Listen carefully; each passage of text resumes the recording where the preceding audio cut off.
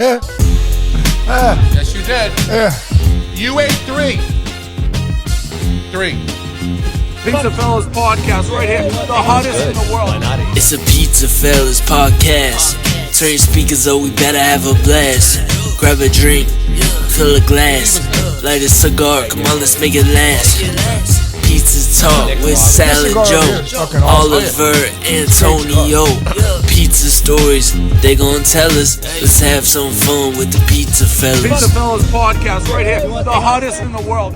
What's going on, guys? Episode 21 here, PizzaFellas podcast, episode 21. Happy New Year, by the way. By the time you guys see this. Happy New Year. We're already past it. 2024 is about to begin. And might be a year of chaos. Hopefully not. And maybe we'll see what the fuck happens in the next 9 months. But it's going to be a lot. 9 months, 10 months. So it's January.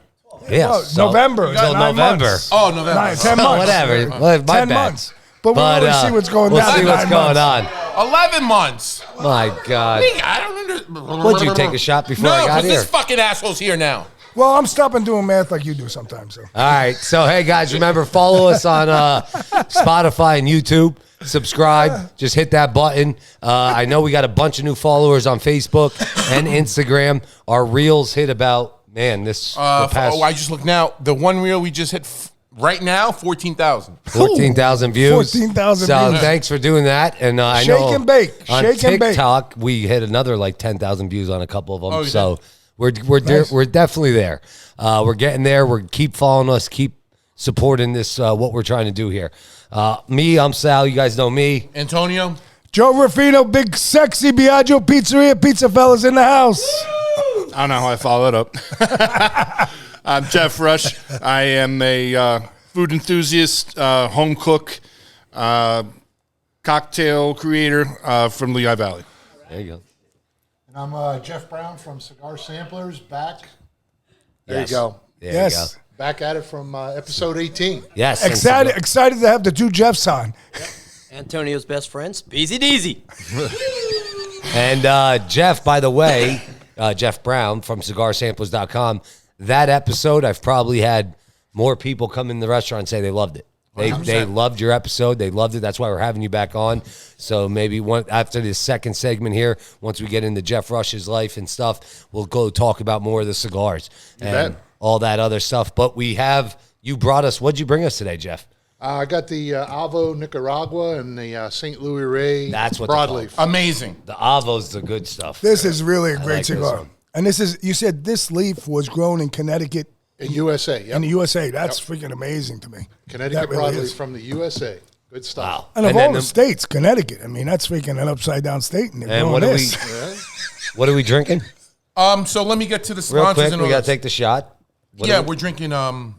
Jeff brought this. Jeff bought Zacapa. Ron Zacapa. It's a Guatemalan. To all my Guatemalans. Viva Guatemala. And to all the other people. I love you guys. I love you guys. What are you laughing, Jeff? I love fucking Guatemala. Viva Guatemala. That is absolutely delicious. Yeah, I got to drink a little bit more. That's a smooth Holy sip. shit. That is excellent. It is fucking. That's fucking good. Wow. All right, well, let's get All to right. our sponsors quick. Here we go. Jeff Adams. I got to tell you a story about Jeff Adams. He texted me last week. He's like, bro, you said Jeff. What did I say? Andrews. He's like, I'm like, oh my God, my bad. He goes, yeah, Joe corrected you. I'm like, all right. So shout out to Jeff Adams, Remax, New Jersey and Pennsylvania. You want to buy a house? Go see Mr. Jeff. We had to go back to Brooklyn because of you. Yeah. So apologize. Yeah. Enter.net, our good man Juice on the board. Juice on the board in the Marketing, house. website, you name it, he does it. Lehigh Valley Pizza Shops, Oliver and Nasri. TNY Construction, our good Don't friend be so Tony. excited over there. Yeah, dickhead. TNY Construction, no job too big, no job too small. small. Our good friend Tony Nasser. Franco's Pizza, Wilkes-Barre. Felipe and Rosa Belia, thank you again. Live on. Hello. Hello. Pizza Culinary Institute of Chicago. Thank you for the sponsorship. Sarasota and Heckler Flour. Thank you for the sponsorship. Banco Beverage, the non-alcoholic division. Mr. Joe Marino and Mr. Jim Glassick, which we saw today. Yeah, James came over. Good to see him. Happy New Year, guys. Joe, They Happy gave us- New Year. Happy New Year, guys. They gave us Yuengling Flight. our featured beer Flights. tonight is Yuengling Flights. Also, he gave us some 5-hour energy drinks and Ralph and Charlie's teas. I'm sorry, not Ralph and Charlie's teas. Juices. Ralph juices. So that's another new thing. Also, our biggest thing is Joe's Teas and Calypso's. You want to get in touch with it? Call me. DM us. Whatever you need to. PizzaFellas podcast. Put a kite up in the air. I'll see it. Okay? See, even Bentley said hello. Our guest tonight is Jeff Brown of cigarsamplers.com.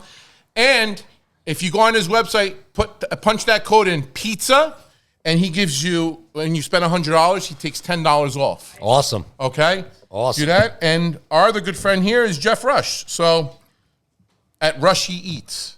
Great, man. Yeah, thank you guys. I mean, Pleasure to finally be here. I know we had a lot of Yes. scheduling conflicts with my football coaching schedule, but I'm tickled to be here with you guys. There you Honor go. to have you, Jeff. I know you're so long. I love it, brother. So this is episode We 20. have a long history, don't we? We do. We have a long history. We do. Episode 21. Yes, episode 21. Okay, so Let's get right into it quick. Wait, Go one ahead. second. Also in the house, Oh, yeah. Jay Go ahead. from Caddy Corners he's here. sitting there drinking 10, What's up, my 25 man, fucking beers. Jay? And then we got our lovely, wonderful man, Bruno Scipione in the house. He brought some cheesecake and cannolis tonight. Oh, I can't wait. I can't wait. And don't forget the arm wrestling champ of Oh, Lehigh Valley. wait, my in-law, Colby Kent's in the house. All right, Colby, what's up, brother? How you doing, boys? I'm good. And I'm good. and our mascot there, Mr. Bentley. Bentley's in the house. There's Gigi. And I don't know where Ashley went. Oh, there she is. She's Right over on the behind him. table. She's hiding over there. Hello. So we got the crew, and who else? Who knows who the hell else is going to show up? Yeah, it'll be going to be a long night. So let's get into it. Jeff, first question for you, man. Which Jeff? Jeff Rush. Okay. Sorry. Let's get into Jeff Rush. Sorry. Rushie Eats. How'd you come up with that concept for Facebook when you started that group? What was the whole basis Well, of that? first off, how long you been in Lehigh Valley? Let's start. I'm with born and raised West Bethlehem. Very Okay. proud West Bethlehem. Rose Garden original. that. Okay. Grew up in the West Bethlehem neighborhood, right on the east side, Allentown, Bethlehem border there. So growing up, spent a lot of time, obviously West Bethlehem, but also east side Allentown. Nice. Gotcha. Nice. Gotcha. And then you've been, since you were a kid, love food, got in? Well, yeah, I was always a big little kid, you know. Size of them, Yeah, pal. I know. The fuck? And my mom, coming from Irish-Italian, 50-50, Irish-Italian Catholic household, you know, the food there was fire. Oh, yeah. So I grew up eating really, really well. On my dad's side, my grandmother, my Nana, was Pennsylvania Dutch, cold cracker. So Oh, you got some good stuff we got coming there. the chicken pot pie, the corn pie. I grew All up right. with pig stomach, Yeah. all that jazz. So I really come from a rich food family, and kind of all it started like when I was in college, like living out of the dorms for the first time, like I think my junior year or so, at my own apartment, no meal plan. Where'd you go to college, Jeff? That's Edinburgh University of Pennsylvania, Edinburgh. Okay. which is now Penn West. Penn? What? They changed the name? So I think it's Clarion, Edinburgh, and University of California merged. Oh, they all On the west- merged. Yeah, They so it's Penn merged? West. The athletic teams are still the same. So Edinburgh is still the Fighting Scots, but your diploma will say Penn West. It's I a gotcha. network school. Okay. Okay. And I don't know if they did the same thing in the East. No, I or don't will think so, but I potentially. know because I got recruited by Clarion, Edinburgh, Yeah. and Cal, PA.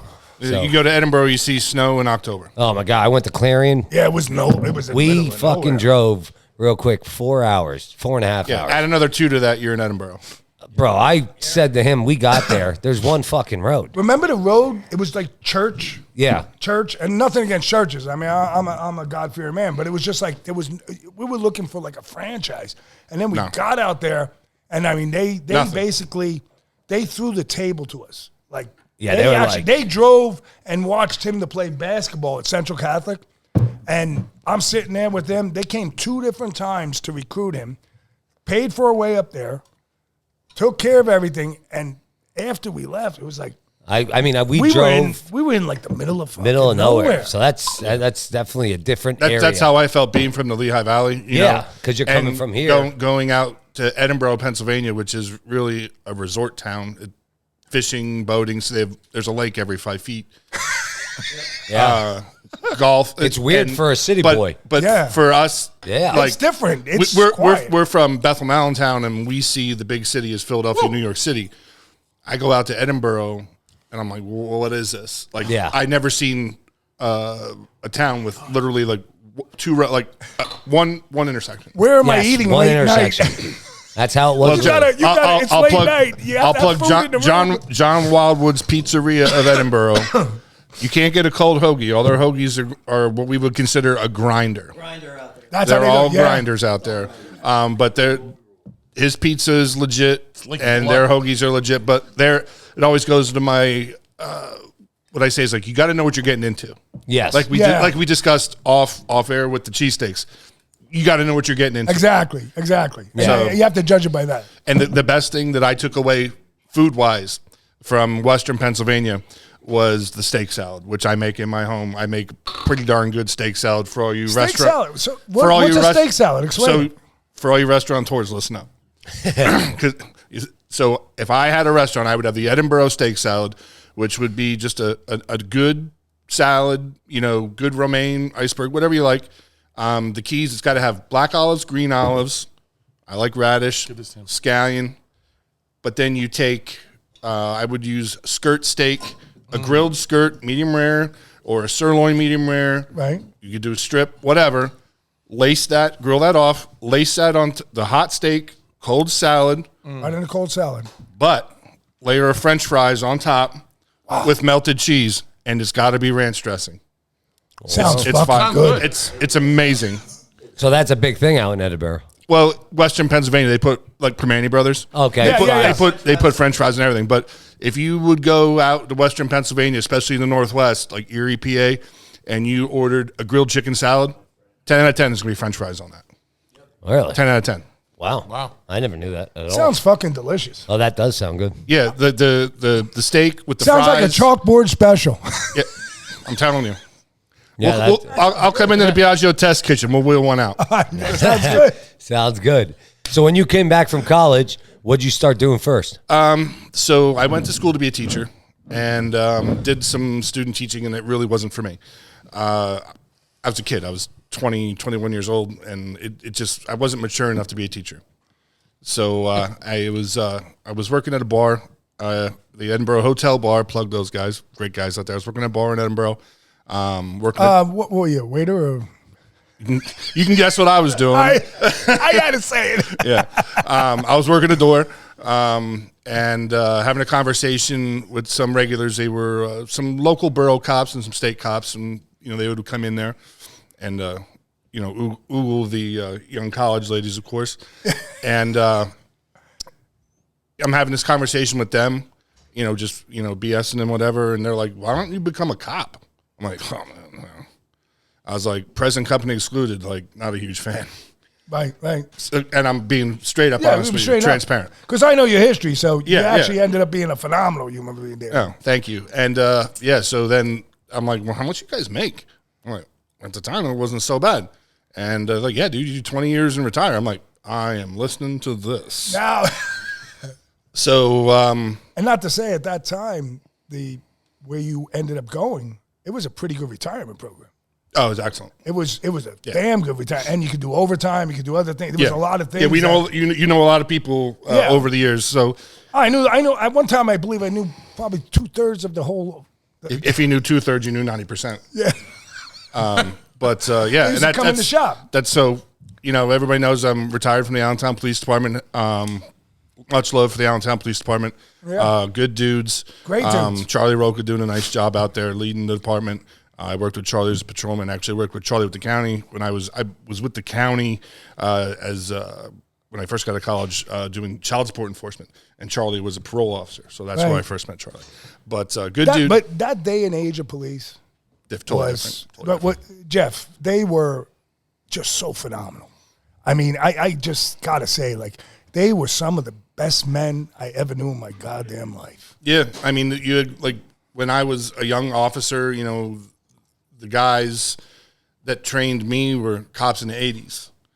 You know, Oh, so they probably it's a whole nother. So I had to take what they were showing me and like, ooh, it's 2000. I'm gonna have to. I get where you're going, but I'm gonna have to dial it down and make it my own. And then when I was training guys, 2010, these are 20-year-old kids, a lot of military guys. They had, I was doing the way that I did it, and they were like, ooh, it evolves. And now you see where we're at. You got to tickle people with a feather. It's tough. It's a shame. It's shame. difficult. And I mean, big shout out to the Blue because we love them. Absolutely, we love absolutely. them. You can never do all the first responders and everybody. We love these guys. And military, yes. Military, yes. Anybody that I miss, somebody throw it in. The biggest thing I think that changed law enforcement right now is the cell phone camera. Everybody camera in your face. It's crazy. You as a police officer, I know you couldn't walk into. Back in the day, I'd walk into 7th and Linden at 3 o'clock in the morning and get a Slurpee or something. Now you'd probably do that. Somebody got a camera in your face. Yeah. How many coffees did I spill in a career? A lot. Now you spill a coffee, you're plastered all over the internet. I got to tell a story here about the APD. So I was at a bar, H.A. Winston's. So I'm at that bar. I'm having a good time. And next thing you know, it's 2 o'clock. It's last call. Yeah, I'm going home for the night, but my stomach wasn't right. So 19th Street's right there. Man, I was like, holy shit, man, I got to make it. I get in there, I open the door, and I don't lock it, and I forget the alarm. Fucking alarm goes off while I'm inside the bathroom. I'm like, fuck, I hope nobody shows up. But you guys respond so fast, especially if it was 19th Street. Guys came. I walk outside, and before I walk outside, I shut the alarm. I open the door, and they're all there. And I'm like, shit, like turn up against the wall. So nowadays people be like, I didn't say a word. And I was like, who are you? I'm Joe Ruffino. Because you were raised to comply. I comply. Yeah. So I'm standing there. This is before we remodeled. And we had this little alcove. I'm like this on the wall. And it was like, all right, we need your ID. So I go to the car, I get my ID. They say I'm Joe Ruffino. Just to think about the difference in times. Well, and you were also like a monster at like 450 pounds back then. So I go back and I get in the position. I'm standing like this. And then one guy says, we called your father. Do you know some of the worst moments in my life was waiting for him to show up? That was worse than doing anything else to me. By the time he got there, he was so... Joe, what the fuck are you doing? Oh, my God. Once he got there, they all said, he's got this. My father taught me a fucking lesson. You don't shut off of the alarm, or why? You think I got all fucking night for you? He probably wore out his wrists, He hurt his wrist. I took a good massage right in there. Yeah, but Allentown police, I've even grown up there, is 10 times better than, like, what I mean by that, than the locals, because they always knew who your family was, like if you were who. Sure. So what year did you retire? I retired on paper, disability, sadly, 2016. 2016. So then now, coming after that, you were doing a lot of work with football, right? Right away, or? Yeah, well, it kind of correlated that I had time to coach. And I was looking, I had, put the light feelers out. I was open to an opportunity, whether it be high school or youth, and I met Coach Mike Beck and Coach Scott Sakanik at the Rosemont Fire Company over in West Bethlehem by a chance start a conversation with them, and they were football guys, right? 100%. You know Mike from Central Catholic. And I said, hey, if you ever need an offensive line coach, man, here's my number. I'd love to get involved. Yeah, and they called me like 2 weeks before summer practice. Like, hey, if you're still interested, we'll take you on. I was like, great. That was my first year, 2016 with Eastside. That was undefeated. That was undefeated varsity in the varsity championship. So they're 12 and 13-year-old, and we've been really good. Honestly, really good ever since. You're changing the lives of kids over there. Yeah, and now I have a lot of those kids in school. Yes. So I have them, like, sometimes we get sick of each other because they see me all day in school, and then I see them at practice, and I'm seeing them on the weekends. Yeah, but that's a good thing. Yeah. You need that. Yeah, because you're mentoring the kids. They leave that, they're not getting that. The positive male role model is a dinosaur a lot of times. I feel, especially in our valley. In any kind of situation, whatever they're trying to push, it is young men, young women, they need that role model. And sports is one of those greatest factors you could do to change a person's life. Yeah, well, because we have a real family atmosphere over there at Eastside. All our kids are from, east side of Allentown, South Allentown. We have some Bethlehem kids. We have some Northampton kids, because there's no boundaries, right? To be honest with you. But, we're a winning organization. Last 2 years, championship, 2022, 2023, undefeated this year, have one loss in the last 2 years. That's awesome. Yeah. And sadly, LCYA up in the north of the city folded. So we absorbed their coordinator, Buddy Farr, great dude. So he now does all our administrative work, which frees up Coach Mike and myself and the rest of us to actually coach football. Since you're on the east side over there, do you guys work with Deerfield, the high school at all? We do. That's obviously where our kids, if they stay in the Allentown School District, that's where they go. And the question I get all the time is, how are you guys so good year after year beating Parkland, beating Emmaus? That was my next question. Yeah. We're beating all these, what would come to be 6A powerhouse teams in the Valley, and we're beating them. How does that happen? Well, we do have a great coaching staff, and I say that not me, but the rest of the guys that I coach with. But when you're coaching, kids can feel if you're putting your heart into it. But and that's a difference. But now you're competing. We have kids that can afford it. Go to Central. Go to Bethlehem Catholic. And I said, you're competing against recruiting. Let's just say what it is. And now you have executive education. They're doing great things over there. Yeah, they're doing phenomenal things with their football team. Yeah, I know the OC there. Yeah, so a lot of my kids this year that go to executive, they're going to play football for executive. They're going to stay at executive. So, Deerfield is losing Didn't out there. They just put a football field in there, right? Or do they have a practice facility or some kind? No, basketball court. They don't have football. Where do they practice? I honestly don't know. I don't know either. No? I want to say St. Luke's. They did at indoor, but they played a lot. They played one of their home games at Lafayette. Yeah, yeah. They don't have a true home. They don't have a true home field. They kind of. What league did they play in? What are they? 1A. The 1A. Yeah, they're 1A. The 1A. Yeah. So when you how'd they do? They've been. I think they won district championship the last 2 years. Last 2 years. Good for them. Yeah. Yeah. Shout out to those guys. Larry Ford, the head coach. Good dude. Yeah, the good dude. Yeah, and he really invests in the kids. No, 100%. He should, and he actually they took a very, very big chance of building that school, and it's worked out. And now they're adding on to it. It's unbelievable. Yes, yeah, I know. I was just over there the other day. I couldn't believe. So the truth of the matter is, our team doesn't really stay together. They kind of break up after they leave us. We do our best. I introduce them to Coach Liddy over there. I take the time in the spring to do that with our kids. And let them know, hey, this kid, this is where you should look for this kid. I'm going to tell you to run your business, but this is where I have him. This is what I have him doing for me, and he does a great job. Some of those kids, sadly, the last snap that they take playing football is with us at Eastside. They get into some other savory or unsavory activities, extracurricular activities. We call they're when they reach that age and the ladies become more important than their athletics. That's let's be honest, that happens. That's a hard thing. It's a hard thing. But we do our best to facilitate whatever high school is the home high school for our kids. Yeah, no, you're doing the best for the kids. You know what? Cheers to that. Cheers for you. Cheers. So cheers. Go ahead. Bruno gave us this cherry. Yeah, black cherry moonshine. It literally looks like blood that we're drinking, but it's fucking delicious. It's actually good. It's delicious. Bruno, did you expect it to be bad? No, not at all.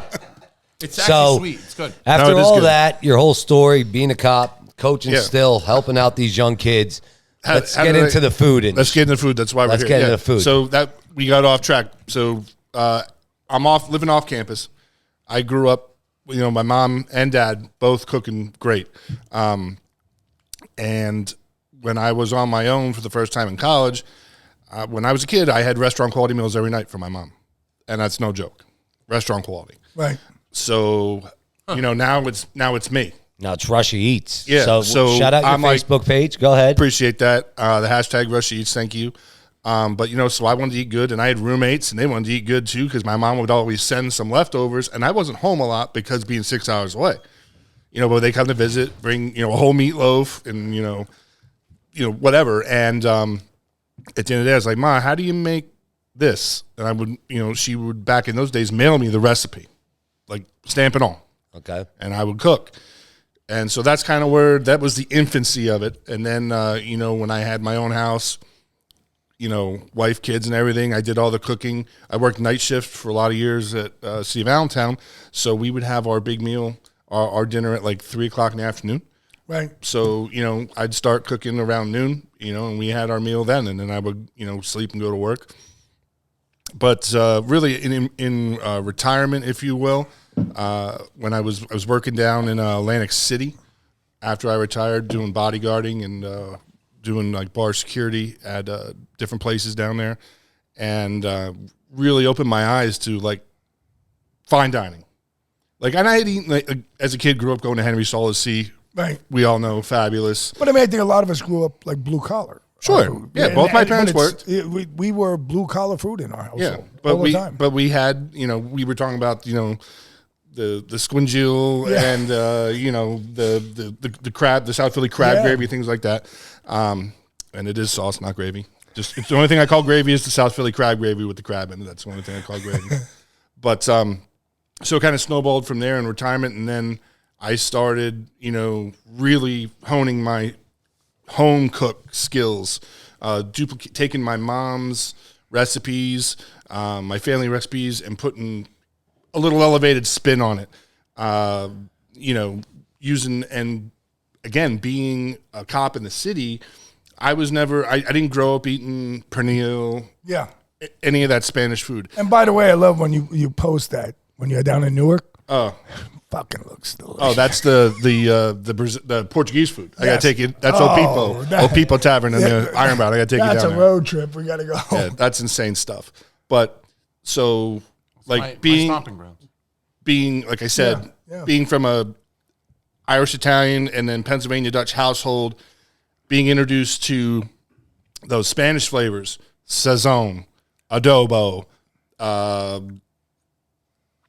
raquito, all those things, and adding that to what I already had from my family recipes. Like I put the sazon, the cilantro and tomato sazon in my red sauce. Wow. And that's, or, making potato salad and boiling your potatoes in the Goya vegetable seasoning. That sounds good. Yeah. Oh, yeah. Different things like that. So I picked up a lot of that from working in the city and being around, Colombian neighborhoods, Mexican neighborhoods, Puerto Rican neighborhoods, Dominican neighborhoods, taking everything from there. Like I'd be drive down the street, because as a cop, you drive down the street, you always got to have your windows open and somebody's calling for help, or, hey, officer, you got to, I don't get 0 degrees. You got to have the window cracked. You got to hear the street. You're going to smell some good stuff too. Exactly. You got to hear the street. You got to hear everything that's going on. You can't just roll around with the music on and then the air conditioning on. You got to crack it and hear the street. When you hear the street, you also smell the street. Yeah. Yeah. And I was smelling things that I never smelled before. And you remember, not to say that about smelling, but do you remember over by where Cumberland Gardens was? Sure. So you remember when you'd make the left to go to Cumberland Gardens? On the right there, it was like I think it was Dominican? That would have been, was that Solido? I think, yeah. And then didn't they move to 7th Street then? Because they knocked them down or something? They used to be in the Hanover Acres. That's it. Hanover, not Cumberland. Yep. Hanover Acres. That's the first. That's the first place that I had. Oh my God, that food was banging. Pastelitos, acaporia, pernil. You'd walk in, it's all there. Yeah, and it was like it was a feast. I was in the police academy. One of my sergeants was like, "You like to eat, don't you?" I'm like, yeah, of course. He's like, "I'm gonna take you to this Spanish place." I'm like, "I never had it. I was 21 years old, never had it." Right. Ate that. I was like, "Oh my God, this changed my life." You know, when I was coaching doubles at Central. So I don't know if it was like 2000 or 99, so we're coaching doubles. And then a bunch of guys, I said, because I would always send down food. I was like, no, tomorrow we're going to go eat at this place. And it was over there at the, what the hell is it? Hanover Acres. Yeah, Solido, yep. So they said, I said, yeah, I'm down. We walk in. Yeah. And I walk in, I'm like the size of 10 of those people inside. Yeah. I'll take that whole thing and leave the skin skin on for me too. Give me another plate, please. Yeah. I'm guilty of that too. Even now, I'll be like, give me one of these, 6 of those, 5 of those, 6 of those, 2 of those. That was so delicious. I mean, I'll tell you what, I followed them then when they went to 7th Street even, and would drive by. Yeah, they went in the old Kazi Snyder's for a while. Kazi Snyder's, yep. Yes. Are they around still or no? I'm not, I mean, that food is around. You can, I think, I'm not sure. If they are, they might be back on Front Street, but don't quote me on that. man, good food. And then there's a place but at America's Parkway. They're every 5 feet. There is no right now. There is no bad Spanish restaurant in the city of Allentown. No. So I love that food. I like Martin Tierra, which is Dominican on the east side at Irving and Hanover Avenue. They got the big steam Really? train. Yeah, that's their ceviche, bro. Is off the hook. Off the hook. And What's it called again? Martin Tierra, Land at Sea. Land at Martin Theater. Yeah, they have the sphinxes out front, the painted sphinxes. Oh yes, okay. Yeah. Now I know what you're talking So about. here's what they do this platter, and I'll sit in there, and it's tough because a lot of times my Spanish is not great. Everything I know Spanish wise I learned on the street, but so I'm told my accent's very good, but I just don't know all the words because I just repeat what I hear. Right. They have a dish that I'll sit down there and eat. My wife and I'll go and sit down there and eat. It's skirt steak as long as my arm, grilled, with like 6 shrimps, pico de gallo on top of that, mofongo, and a little light salad. And it's wow, that's good. I think it's for 2, but I eat it for 1. Sometimes I will split it with my wife if I'm going to get the ceviche and some other stuff. Did you hear my breath? I'll show you a picture of it when we take a break. But yeah, I think it's like $28. Oh, dirt cheap. Can't beat we that. got to do a show where we just bring that food in and chow the fuck down. But that, and then there was a Vietnamese place. One of the very first, if not the first Vietnamese place in the valley was Pho Vang Tao at Plymouth and Union Boulevard. I started eating there in high school just because I wanted to try it. That's the first time I had, which is my favorite food. Like if I'm going to the electric chair tomorrow. Vietnamese. I want pho. I want a bowl of pho. Oh, I love it. With the eye round, the flank, the brisket. I want the tendon. I want the tripe. I want it all. Yeah. Because the tendon, a lot of people gross out by the tendon, but the tendon when it's piping hot is like beef jello. It's phenomenal. Yeah, it is when it's like a beef jello. Well, I'll let like you that. guys keep the eye round and all that other shit because I ain't eating it. I'll tell you that much. You don't need eye round? Bro, we had a couple episodes ago. I thought they were talking about eating a fucking cow's eye. I don't know what the hell they were talking about, these two. But yeah, so I ain't eating that. to fully answer the question, as my personal cooking has evolved, a lot of Latin American, I would say not Latin American, but Latino influence, Puerto Rican, Dominican, and Asian. Especially with the my mom's pepper steak recipe. Puerto Rican rice, when they make the sausages in the rice. Oh, delicious. The best part's the pot. Yeah, scrape the bottom. Scrape the bottom. Yeah. The best freaking pot. Just like the best part of the pernil is the skin. Yes. So Yeah. you've brought a lot of your culture, Allentown's culture, everything you've grown up that's with. 100% and fair. Now you've came up and you've spiced everything up. My mom's pepper steak recipe, which is almost like it's a cross between the Pennsylvania Dutch, just like beef and gravy. Add the Italian peppers and onions. Boom, there you have it. But you put a little soy sauce in it, suddenly it's Asian, right? Yeah. So what I've done to that is I've taken that recipe that my mom makes with a soy gravy with the meat, the peppers and onions, simply just add a little Chinese 5 spice, which has the star anise, the coriander, cardamom, and all that, and it tastes like pho gravy. It's delicious. Are you serious? Oh, yeah. Hey, how about your dog? How's your dog eat? I see those posts. Oh, yeah, my dog. That's another Dog eats hashtag. better than him. Hashtag my dog eats better than most people. Yeah. He's spoiled rotten. What kind of dog? He's a Perro de Presa Canario, which, being Italian, I'm sure you know a cane corso. Yeah. So it's the Spanish cane corso. He's about 120 pounds, head like a mailbox. Oh my God, he's a big baby. He's a loyal son of a gun. Yeah. Loyal son of a gun. That's so this Well, guy. we're going to take a quick break. We're going to continue here. We're going to eat some cheesesteaks. We're not eating pizza tonight, guys. We're going to eat some cheesesteaks.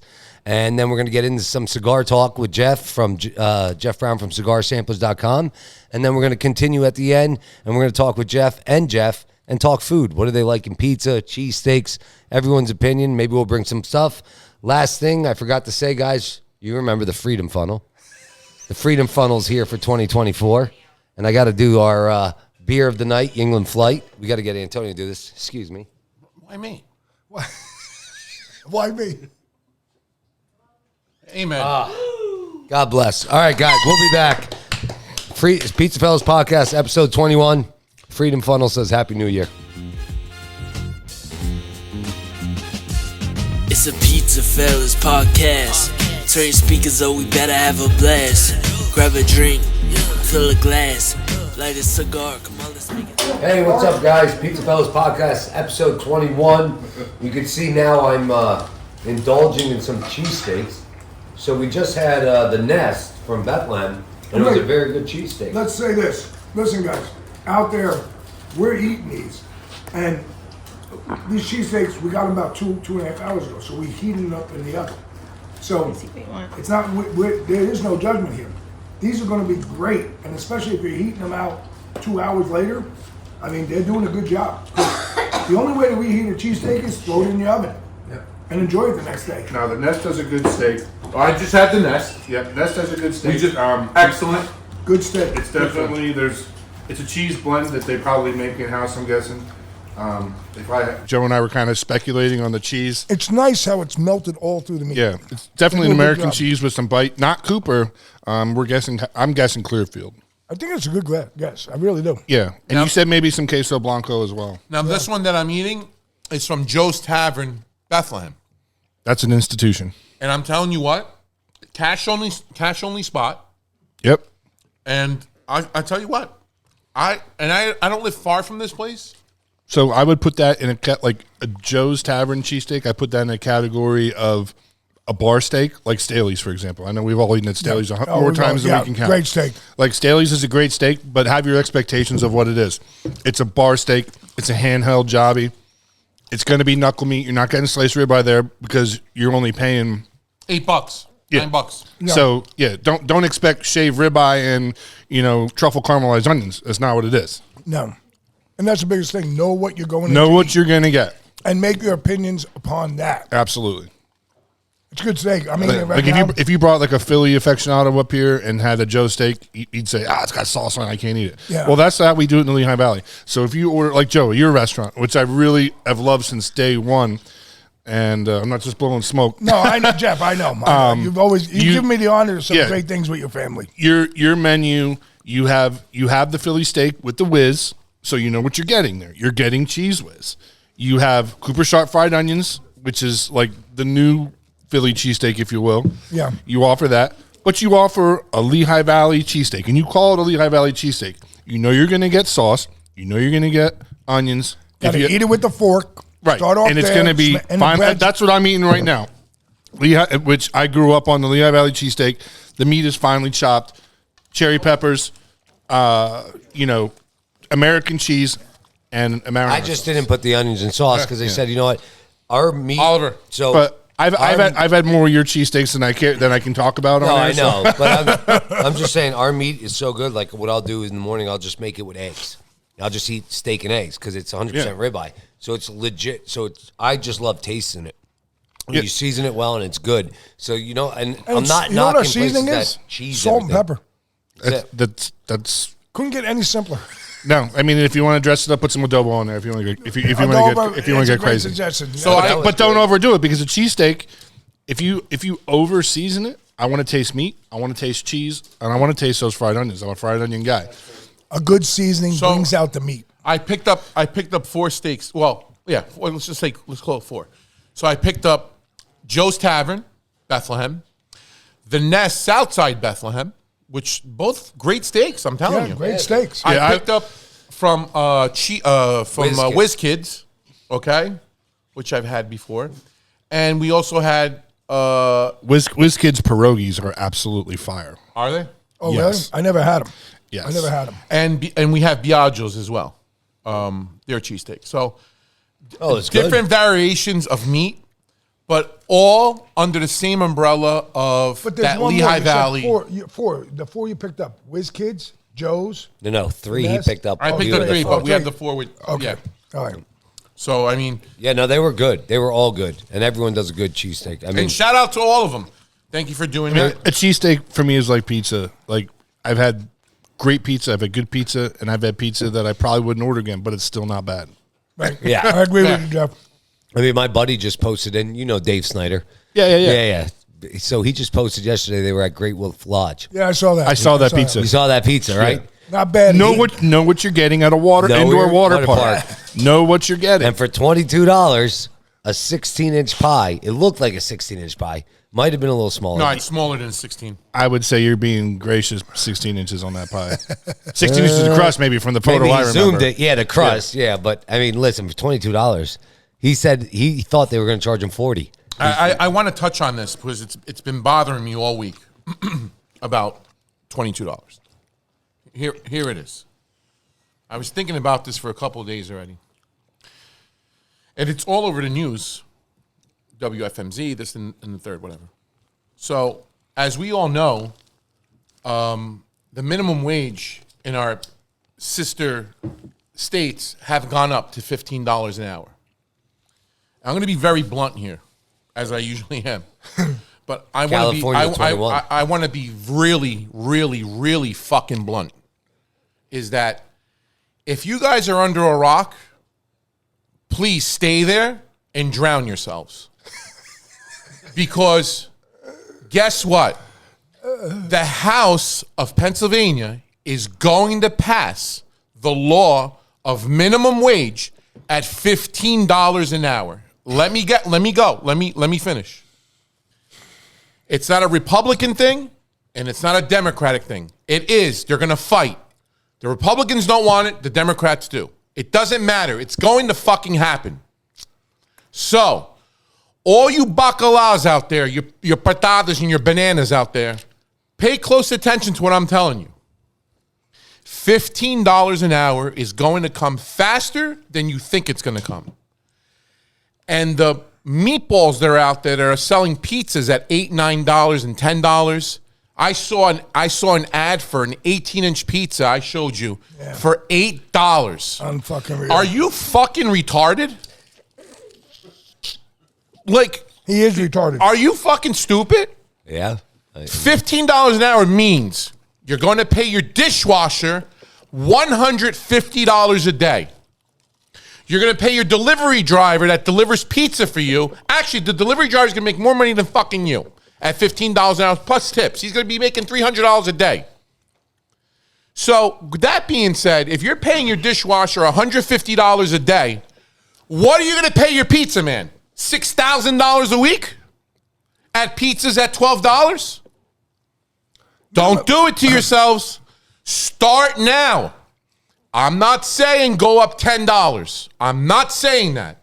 They're going to have to. I'm not saying that, Joe. No. These guys got labor. You guys want to do it? That are morons. Make 1,000 menus at a time. Oh, but the company won't do 1,000 at a time. Then find another company that will. Exactly. Every 6 months, go up $1, $1.25. That's it. Are you going to lose customers? Yeah. But you're going to gain customers as well. Well, their customer now who's making 10, 20, whatever, they're going to get adjusted to the $15 minimum wage. You're going to have once to. they're adjusted, get used to it. Everything's going to fuck up. You're going to go to the grocery store. You're going to go to Valley Farm, ShopRite, Wegmans, this, that, and the third. You're going to pay the price. Pass me a Whiz Kids cheesesteak. I'm getting disgusted. I got to eat something. Here it goes. I got to eat. I'm going to tell you guys out there. I'm not blowing smoke up your ass. It's going to come. Yeah. Here it goes. You ready? If you're not at $15.99 right now for a large 16-inch plain pizza, shame on you. Because when the $15 an hour comes, I'll invite you here to sit next to me, and you're going to have to justify to me if you say, yeah, no, I'm going to make money. You're not going to make money. You know what you're going to do? You're going to barely pay your bills. Listen. And you're going to work, and you're going to work in your own establishment for, you know what? A minimum paycheck. Here, I got one better for you. Come and sit in that chair and bring me 2 months of your bank statement. When I see the overdrafts you have, I got $10,000 fucking cash for you, but you're going to change your fucking prices. How's that? All right? How's that? Because I know you're fucking overdrafting. I'm not. Right? You're not balancing your books. If you're that fucking stupid, you don't go every day online. You're not managing your money. All right? And bring some of those credit card statements that you're using too. Because I know you're fucking extended. It's a shame to say that, but all this isn't a hate thing. It's a wake up. It's a wake up call. I'm not. Wake the fuck up and be businessmen. And start to realize you're not in this to make an $80,000 a year salary. You're in this to make a 4-figure salary that's going to be something extraordinary. Because we're not breaking our ass and going through what we do for 16 hours a day and dealing with the bullshit we do 6 and 7 days out of the week to not make money. Don't bastardize the industry. Bring yourself to where the industry should be and realize, let's make money like we made it 40 years ago. All right? Even 30 years ago. And I got news for you guys. And we're talking numbers, and I love numbers. The pizzerias out there that are making $7, $8, $9, $10,000 a week with 4 or 5 people. I'm not. You can make more money working for somebody. I'm not saying this to. I'm not saying this. We're here to help. The thing is, you got to wake up. You have to wake up. Go back to Prime Cost, one of our best episodes. Understand your expenses. Don't go to your local pizza shop, your competitor down the street, and see what their prices are. Worry about what you take care of in your building, okay?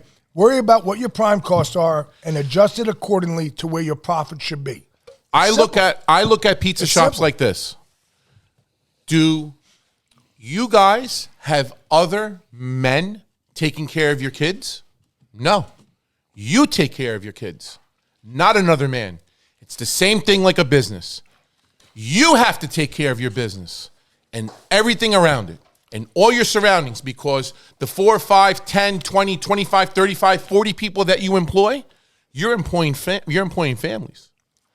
And it's going to be a shame when the time comes when you're going to pay $15 an hour, you're going to say, guess what? I have 20 employees. I got to cut back now because I can't pay at the end of the week salaries and your payroll. That goes up too, guys. Believe me. And what about what they want to do with the quarterly taxes now? Yeah, that's another thing. That's a whole other thing, that your quarterly taxes, I mean, we've all done this. Okay? You got your quarterly taxes, use small numbers. You got to send $1,000 in. All right, you send $700 in, you got $300 floating. All right, you get your next quarter, you know, let's say it's $1,500. You send $1,200 in, you still got $400 floating. What they want to do is they want to charge you, from what I was explaining to today, and actually tomorrow morning I got to text my accountant because they want to use 8% compounded interest daily on the money that you didn't pay them. All right? This is not local. This is federal government on that. I mean, look, any businessman knows. We all could have won a quarter where we slid a little bit and didn't send it. Or we send the whole thing. It just depends on what's going on in your life. Right. This is unheard of. You're giving money. We're sending millions of dollars overseas to protect some fucking border. Our borders are fucking open. And now you want to take the small businesses and you want to take their balls and you want to squeeze them like this? Are you fucking kidding me? Wake the fuck up and realize, guys, there's so many parameters out there. You're losing on your credit cards now. Oh, right? How about that whole thing with the well, here's a good one with the credit cards. I'll give you one. I opened up New Year's Eve and Christmas Eve, right? Right now, my wife can tell you. I got my Friday credit card. It shot in on Tuesday. I got my Saturday credit card. It came in on Tuesday. My New Year's Eve credit card, we have a tracking number for the money. So I have to float all that money from New Year's Eve in my checking account. We got Tuesday's credit cards to come in Wednesday morning, and I guarantee I'll get Wednesday's credit cards on Thursday morning. And I have my wife went to the bank and they sent me an email saying this is your tracing number, not even a tracking number. I guess it's inappropriate to use tracking. Maybe the fucking jackasses out there with a pronoun, they don't fucking like the word tracking because it's like a tiger coming from fucking beyond. Fuck you. So now I have to locate my money that's floating in the fucking world with Thesis, a bank nobody ever heard about because they handle the most credit card money. But this isn't the first time. I mean, I've probably in my career at Biagio's, I've had to cover at least $100,000 in fuck-ups by Thesis, servers going down. And I'm going to tell you another one. What did I tell you that name was today when I was walking through the fucking place? Oh, the Target. What was the guy's name? He was not a security guard anymore. No, it was... He's loss prevention agent. Something like loss prevention. Loss prevention agent. Yeah. I'm walking through Target. I go to use my. I had to pick up something there. So I'm walking by, and I see this guy in a fucking. It looked like Juice's chair right there with the green. Loss prevention. I was like, aren't you a security guard? He goes, no, I'm loss prevention. Oh. Are you fucking kidding? So security guard offends the thieves that are walking in the store. They don't want to be attacked by a security guard, but loss prevention's okay. What a fucking shame. Where the fuck are we? Over the rainbow. But just getting back to this $15 an hour thing. It's January 3rd. We're filming January 3rd. It's January. Fix your menus. Actually, you know what? I saw one of the most beautiful menus today. You know that? One of the most beautiful menus that I ever seen in a while. And you know where I saw it today? Guess where? Take a guess. Bruno. Oh, there you go. As soon as I walked in today, he's like, look at this. It was like a fucking masterpiece. It was. It was fucking beautiful. Perfectly priced. He really put a lot of attention into it. And you know what? We're here, not we. Well, we. Business owner. We're here to make money, not to make money. That's what we're in business for. So when somebody says to you, you're making too much money, yeah, that's the whole fucking goal. To make money. Not to sit home and struggle when you have a business. A business owner should not struggle. A business owner should be profitable, happy, and you know what? Let the next day come. 100%. $15 an hour is coming. Guys, take your menus, examine it one by one. And don't think this fucking election that's coming up, you're going to see a little slither of maybe some shit dropping. But that's all political fucking bullshit on the Democratic side and the Republican side. Just to win votes. And after that they put that person into the office, guess what happens? Goes right fucking back up. Right now, mortgage rates are at fucking 8%. Oh, they said they're going to start to lower them. Why? All of a sudden they're going to fucking lower? Suddenly, Well, no, it's going to be a reverse crash. Of course it's going to be a reverse crash. It's a balloon that's about to pop. Yeah, because interest rates are going to go down. Okay, and who's going to look good in this? Up, and then people can't afford that house. Listen, we could talk about politics all fucking day long. I don't want to get into it. All I want to get into is $15 an hour. Look at it like this. Your dishwasher is going to make $150 a day. What are you going to pay your line cook then? What are you going to pay your pizza man? What about your prep guy? Look at Jeff. Cigar samplers. How many employees do you have, Jeff? You're looking at them. It's just me. So you don't have to worry about that. Well, no, eventually I have to. I mean, it's going to come. Grow, as you grow and you get bigger. It also depends. Like my warehouse is in Quakertown. Okay. And you look at every fast food restaurant in Quakertown is starting people out already $13 to $15 an hour. 100%. So if I stay in Quakertown and be competitive and get a good person or two working for me, I got to pay more than $15 an hour. Oh, hell yeah. Right. But if I move my... And that's without them making minimum wage $15 an hour, because once that happens, you're moving up to the guy you're hiring is going to be $19 to $21 an hour, and then the next level is going to be $26 to $27 to $30 an hour. And then you also have to Who the hell is going to pay for that? Employees the employees, the customer has to pay for that. Yeah, but why would they work for you if they could go work for Amazon? Yeah, exactly. You know what I mean? Yeah. So what's Amazon? That's what I'm Think saying. about that, Though. Once he gets bigger, he's gonna have to actually charge a lot more, Right? Yeah. Or pay a all lot this more. great food we're eating tonight and all these great cheesesteaks, think about it. They're going to be priced at shit. That sandwich over there, that's got to be about a $21 sandwich for about 11 inches. Joe, But that's what it should be then at that point. my brother-in-law always says, you know what he says? He says the best thing to me. He goes, numbers is not an opinion. Math is not an opinion. It's not. Facts. It's facts. Math is facts. 2 + 2 is 4. Not 2 + 2 is -4. It's 4. Okay? Guys, it's January. Beat the fuck out of your menu. Beat the fuck out of it. Take a look, examine it, get your invoicing, look at it. Oh, it's up. Okay, this is what I got to do. Oh, this. Okay, you gotta look at levels of where you got to go. But I don't want to talk about this anymore. I spoke about it. I want to leave you, Sal. I want to leave you with a nugget on your same topic there. Go ahead. State of California has $21. No. I'm not even talking wages. I'm talking football. They have 2026 tackle football for 12 and under will be outlawed in the state of California. What? Why? What? Are you kidding me? So if you're 12 years old, if you have a kid like your kids playing Pee Wee and JV and all that in the youth level, California, if your 8-year-old child wants to get their gender changed, that's okay. Let me light a cigar, please. Well, I'm not even talking about that. I'm just saying. You're right. I have to throw it. It's like a wing and a wang, Jeff.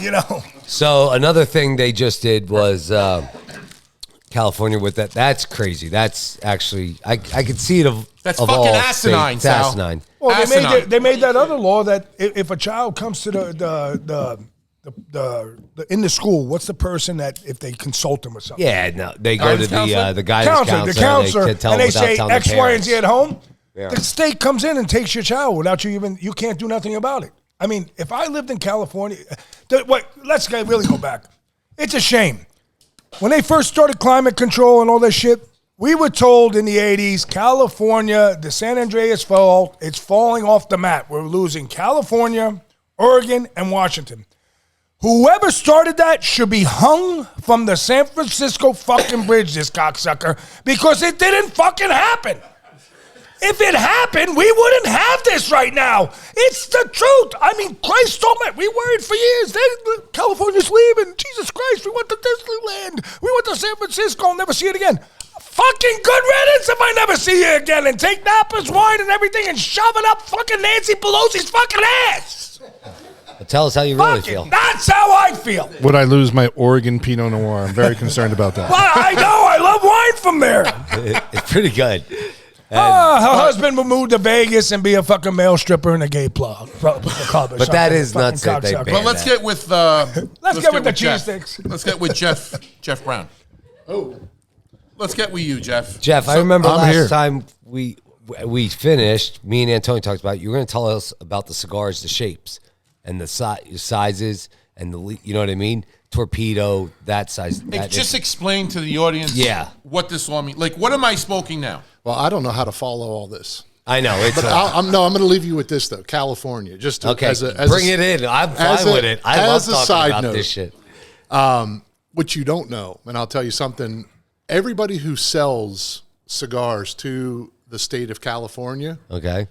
I have to pay for a robocall to tell the customer on the day I ship their particular product to the state of California. I have to type all the information up, put it in a robocall, send it to them. Robocall costs me money. Right. They're not free. No. Okay, but Jeff, not to cut you, but explain to them what a robocall is. We know what it is. well, I go to a software and I type in the customer's phone number and I send them a pre-recorded message. And the message is like 8 seconds. And 8 seconds goes like that. I just say, hey, your package is on the way. Thank you for your business. And that's so that the customer in California knows that I shipped it. So they can watch their mailbox every day so a kid doesn't come by and grab a box of cigars and go off with them and smoke.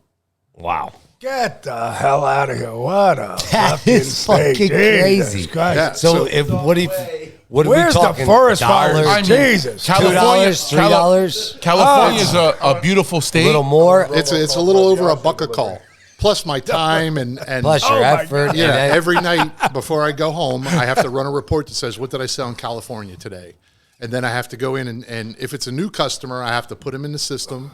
If it's an existing customer, I have to just click on the box and off the robocalls go at some time in the evening. That's every day. California is one of the most beautiful states that are in the United States. Oh, 100%. But it's run like a fucking asylum. It's an asylum. It should have been broke up to the three states they thought about. It's like a mental institute. Hey, what I was going to say before, and I know we're getting into cigars, but you guys are killing me. So you know that the insurgents, all the people coming from over the border, all these crazy fucking, and it's not just Spanish people, Mexicans. It's Nigeria. It's fucking Venezuelan fucking refugees. It's all these different countries everywhere they're coming across. You go to California, okay? They just passed a law. They get No ID or nothing, free healthcare. Huh. Now, you know what that does? It bankrupts. So now they go free healthcare. They go into the hospital. That guy just coming in, or woman, whoever it is, that's $350. You can talk about it. Plus the copay, plus this. They're just spending, just them walking in, say $1,000. But now they get no fucking money for this, okay? And these hospitals, that's not one person. We're talking 20,000 of these people say they go to the hospital.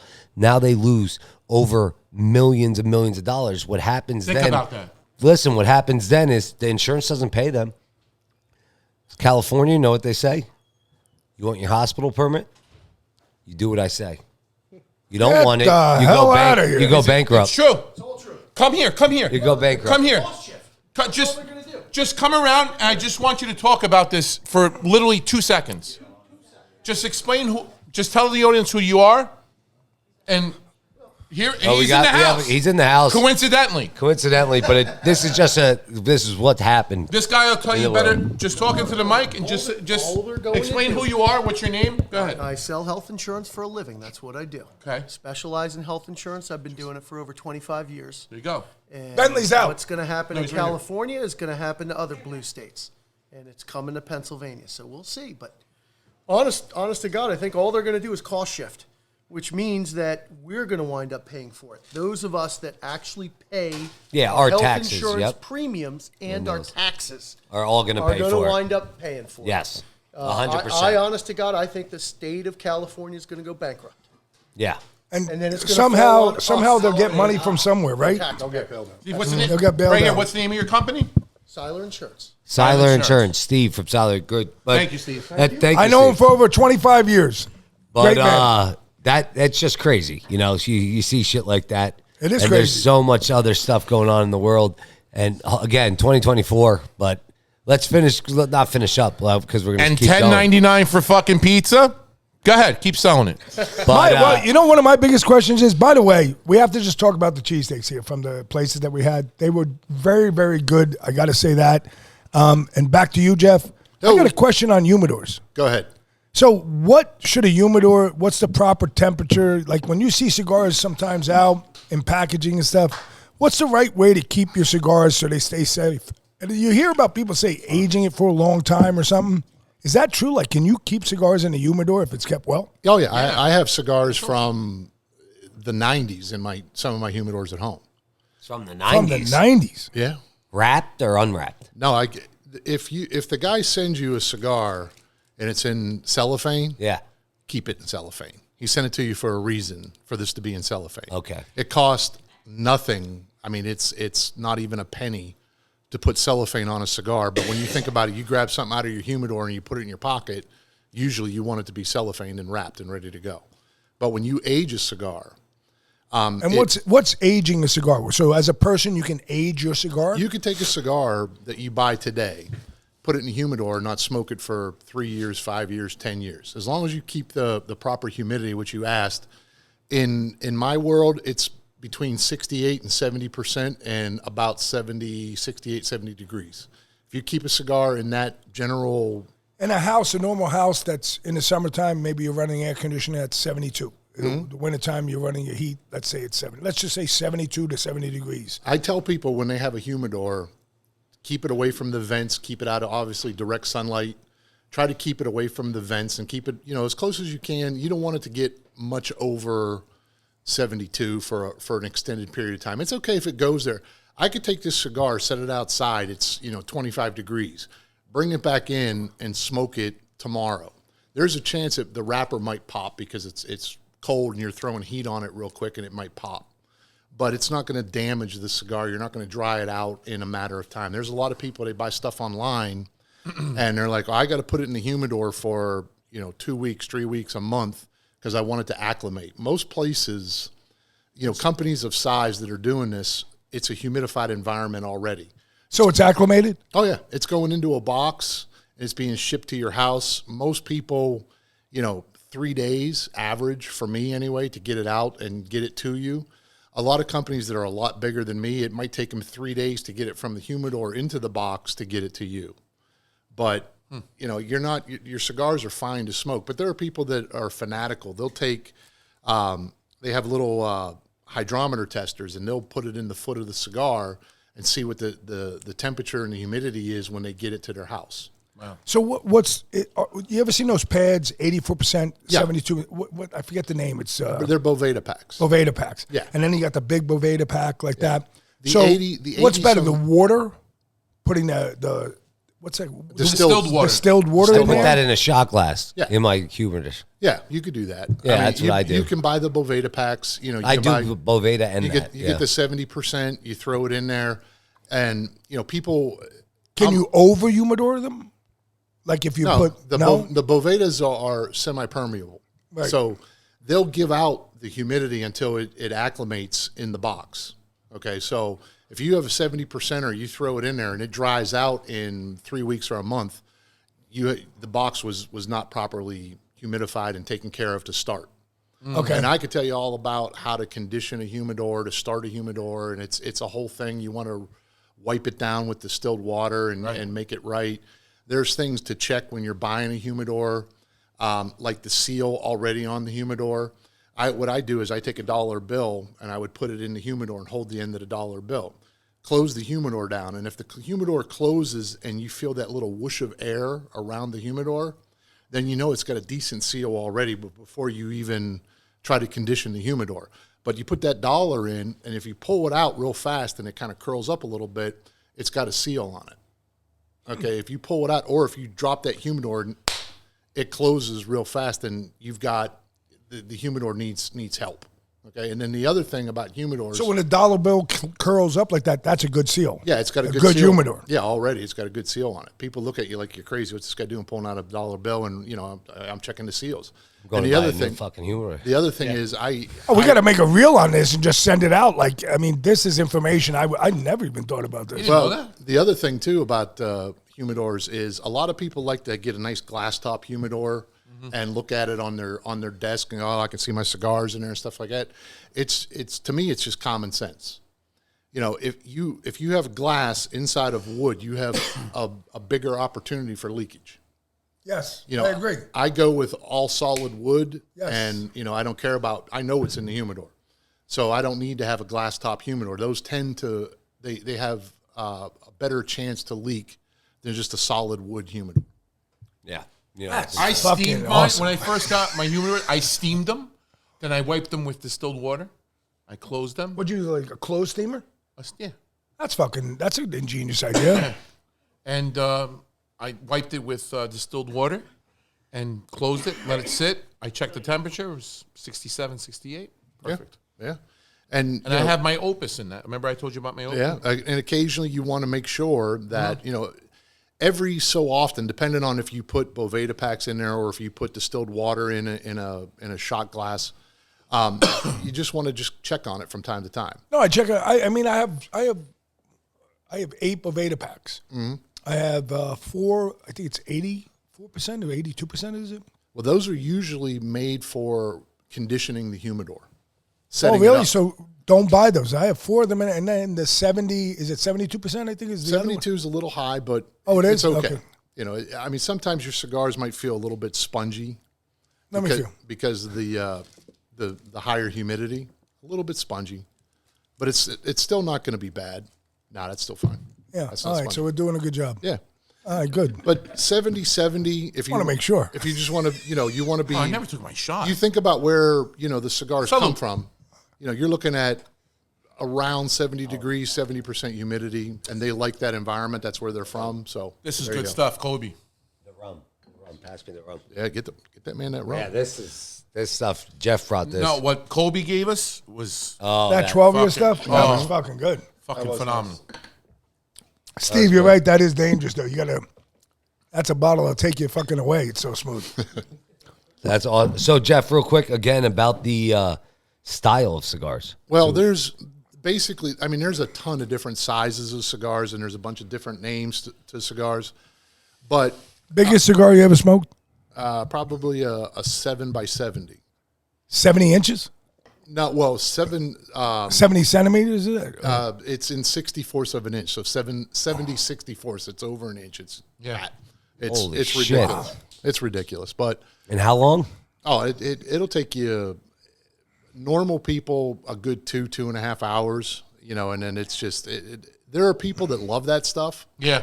The normal cigar is what you're looking at here, Robusto. Yeah, I like a Robusto. You're looking at 5 inches with a ring gauge of around 50 to 52, somewhere in that.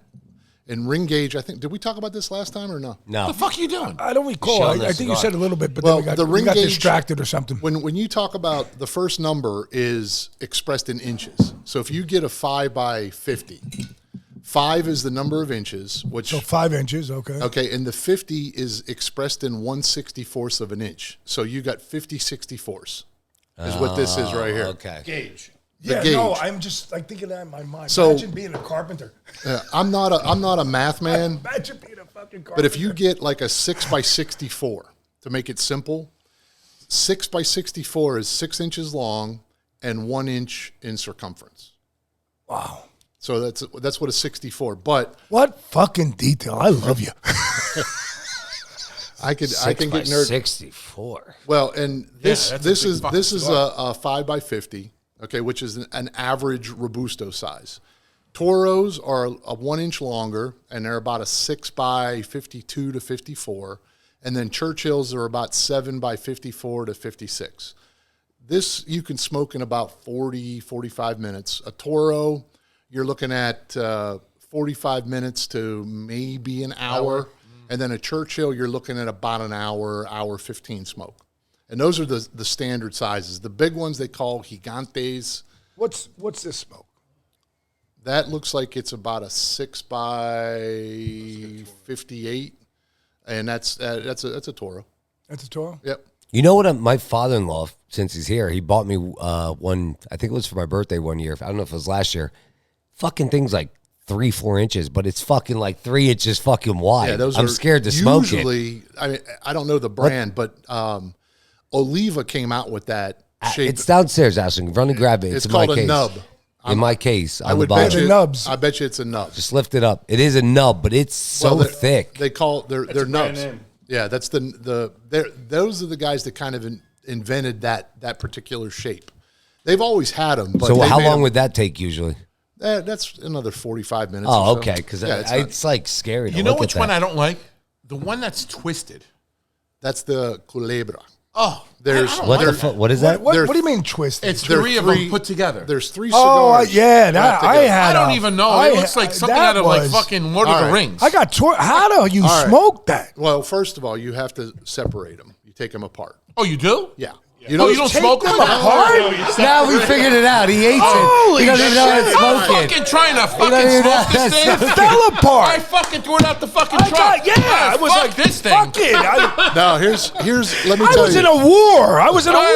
I cut it. I'm like, what the fuck? No, no, no, I'm no, no, lighting no, no. it, lighting it, lighting I it. was like, this is not fucking Back- worth the money. Back years ago, I'm talking 100 years ago, in Cuba, they would allow you to take one cigar home with you at night to smoke. Okay. What they did was they said, all right, you're going to give me just one? All right, I'm going to put 3 together and call it one.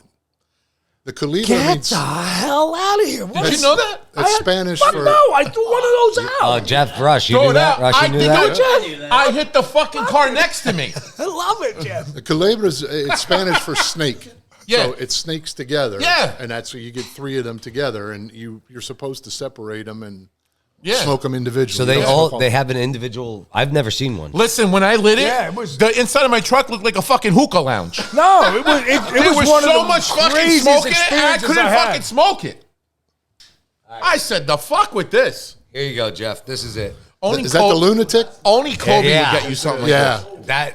Yeah, that's a JFR. That's the JFR stands for just for retail, and that's the lunatic.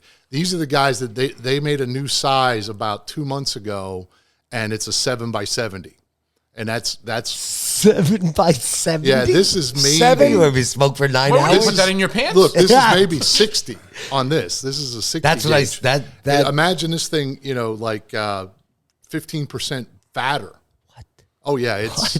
What do you light it with, a blowtorch? I mean, it's but this is the JFR. You need a lunatic. welder's gun. You got to put a swear mask you, on. I didn't know the twisting. You got to have the headset on. You got to buy a special thing and get the torch out. My God. It's great. It's great tobacco in that cigar, but I've probably had it for over a year now. What are you waiting for? I told you I was scared of it. It's shout fucking out. intimidating. Back to him. You imagine me on the podcast. what's that? Fucking like with this big ass I mean, chode in there's- my mouth. There's a bunch of guys It's like having a salami in your mouth. they're making that 60 ring. Super side. John It's gets fucking a one the super next side day. over there. It's I mean, He bought a fucking super side cigar. I'm gonna smoke it one day. Is it hot or cold? Spicy? What is it? Mild or spicy? no, there's Sweet or spicy? I mean, shout out. I know the guy who runs that company. His name's Terrence Riley, and You actually know them? Where are they from? yeah, oh yeah, they're Nicaragua. They They have a big place down there and stuff? well, they grow tobacco also for a bunch of other people, but they make their own cigars as well. And you know them? Yeah. Jesus Christ, Jeff. No, What other I mean, surprises guys you have were- in store well, for us? all the food you guys were talking about, I mean, I'm been in Honduras a bunch of times, Nicaragua, the Dominican, going and visiting the factories and the people and stuff like that, and trying, all the different foods out there, and living a long time in Argentina, I got to try a lot of different foods and all the cigars. Good steaks in Argentina, huh? Best beef. Good fucking beef. Yeah. Why do they have the best beef? Let me tell you why. Fun Okay. fact: I don't know. they live It's the fucking- No, cows. asado. The cows Asado. are on, they call it La Pampas, which is like the grazing area for the cows. The ground is super soft. So the cows are just basically walking on almost like a carpet. So they don't get all ripped and muscular because the ground is so soft in Argentina. That's So why it's it's- so good. That's why you get a nice That's why it's beefy- so good. beefy cow. Oh yeah, like you fucking knew it. What are you, fucking cow connoisseur? I served you your first fish head. Fucking cow Are you kidding me? The first time he fucking- spoke, I never ate a fish with a head. And I looked at it, I was like, He doesn't what? even know where the fuck he is. He's in La La Land. Mr. McDonald's. Yeah. You probably think the burgers for McDonald's are Argentina. I have to say, when Pay you no said mind that to to him. me, I was Fuck in outta shock, here. bro. Pay I was no like, how fucking did you mind. not eat a fish with a head on with all the great meals you've ever eaten? Really? All right, well, real quick, guys, we're going to take a quick break. We're going to come up, finish with Jeff from Cigar Samplers, talk a little more cigars, finish with Jeff Rush. Then we're going to talk about what we did today. Here we go. With the fucking, we'll finish with that, but then we'll shout out Jeff Rush's, what's it called? Your Hashtag Rush Eats. No, but also the page you created. Oh, yes. The dog, right? The hot dogs? The hot dogs, yeah. Yes, the Lehigh Valley, Sorry. Sometimes happens. the Lehigh Valley Hot Dog Appreciation Society, and that is worldwide now. We have members. Wait, hold it. all We'll over the talk. place. We'll talk about it. Yeah, we'll talk about it. Shout out. Go ahead. Shout out to Pasquale Crisci at Antonio's Pizza today. He had me rolling today. Shout out to him. He said to me, Antonio, send me the biggest, fattest fucking salami you have in that building because I got fucking fucked all fucking December. So shout out to Pasquale's Antonio's Pizza downtown Easton. All right. Cheers, guys. We'll be back. All right. Cheers. Good old days. We're in better days now. Oh, yeah. I'm glad to know Antonio's lucky to be alive after that. Yeah. Better days. Glad you're here with us, brother. Oh, yeah. Glad you guys are both here. Episode 21, PizzaFellas podcast. Remember, subscribe and follow on YouTube and Spotify. Follow us on all the social media platforms. Hey, real quick, special shout out to La Familia. Remember, we have the La Familia here at PizzaFellas podcast. If you want to become a part of it, direct message us. And we'll get you involved. We actually have two of them in today. Yes, we do. Bruno Scipione. From and Bruno Scipioni's and Jay from Caddy Corner. Opening up a new place. Hello, Jay. Actually, I just saw the thing on WFMZ. Yeah, it was good. Yeah, very It was nice. Very nice. Congrats. Oh, yeah, give But- him the horn. Real quick. Did. Jay, did you copy that? Copy that and send that out. I didn't get to see it. Yeah, I saw it.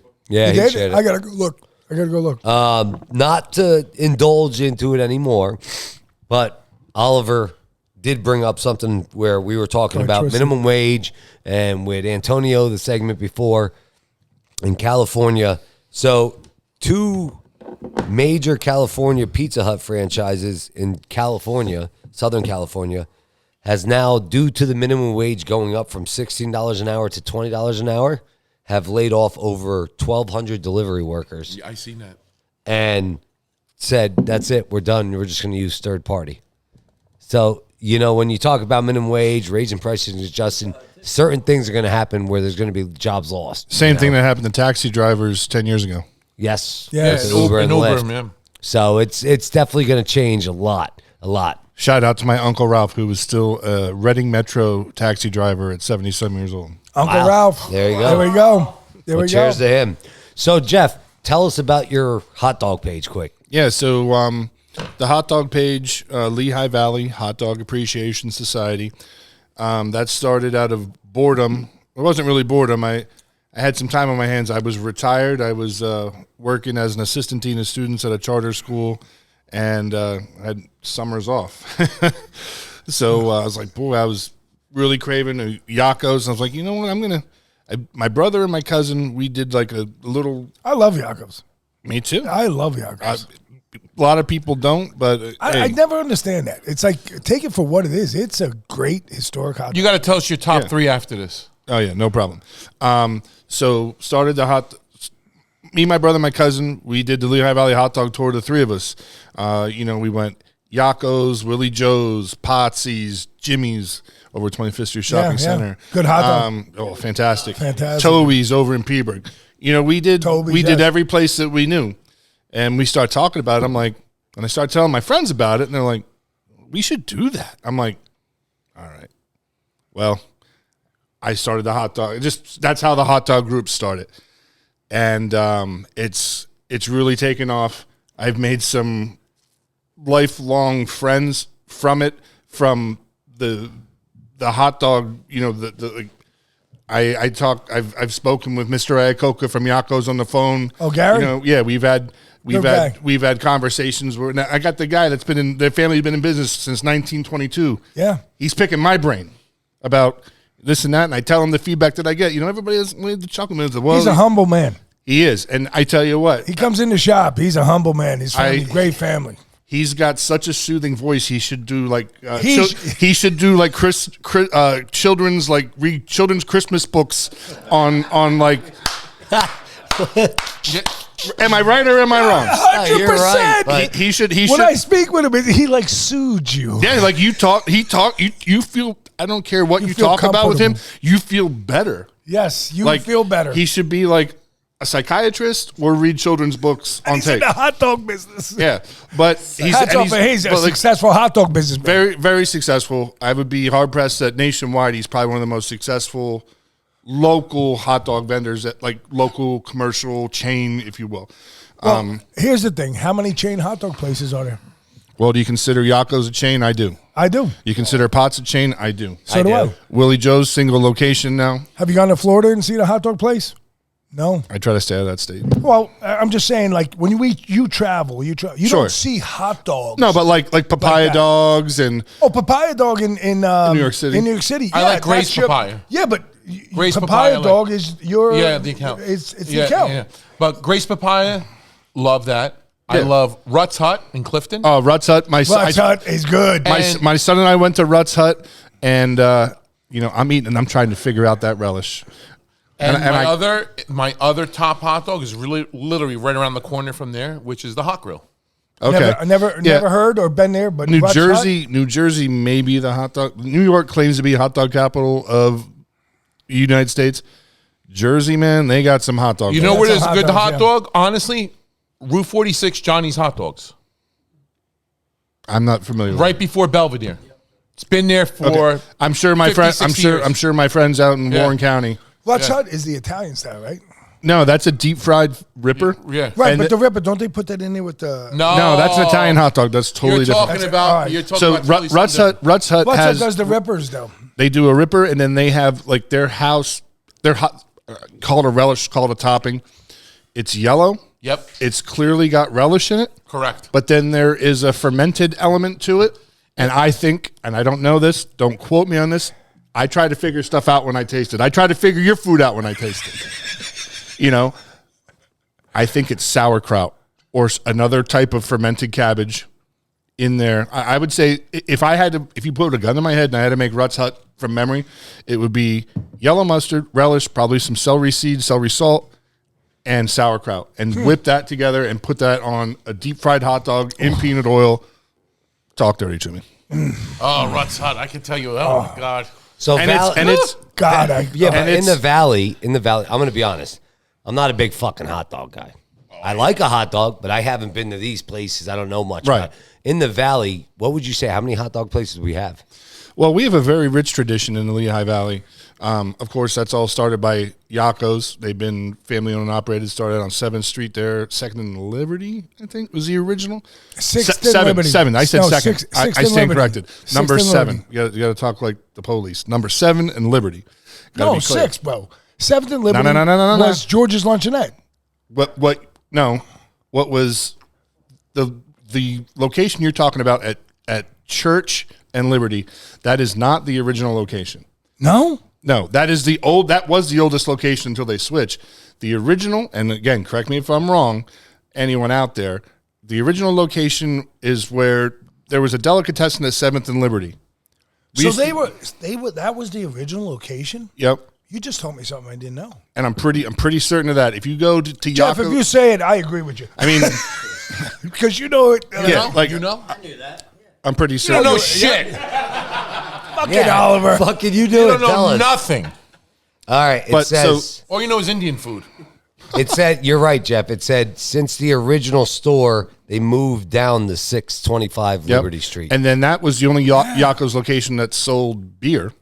They had a pizza license They had there. beer? Yeah, so you, on the Church and Liberty location, Yeah, they had you, beer. you They could did go a you big could go in beer there, business. get a couple of dogs.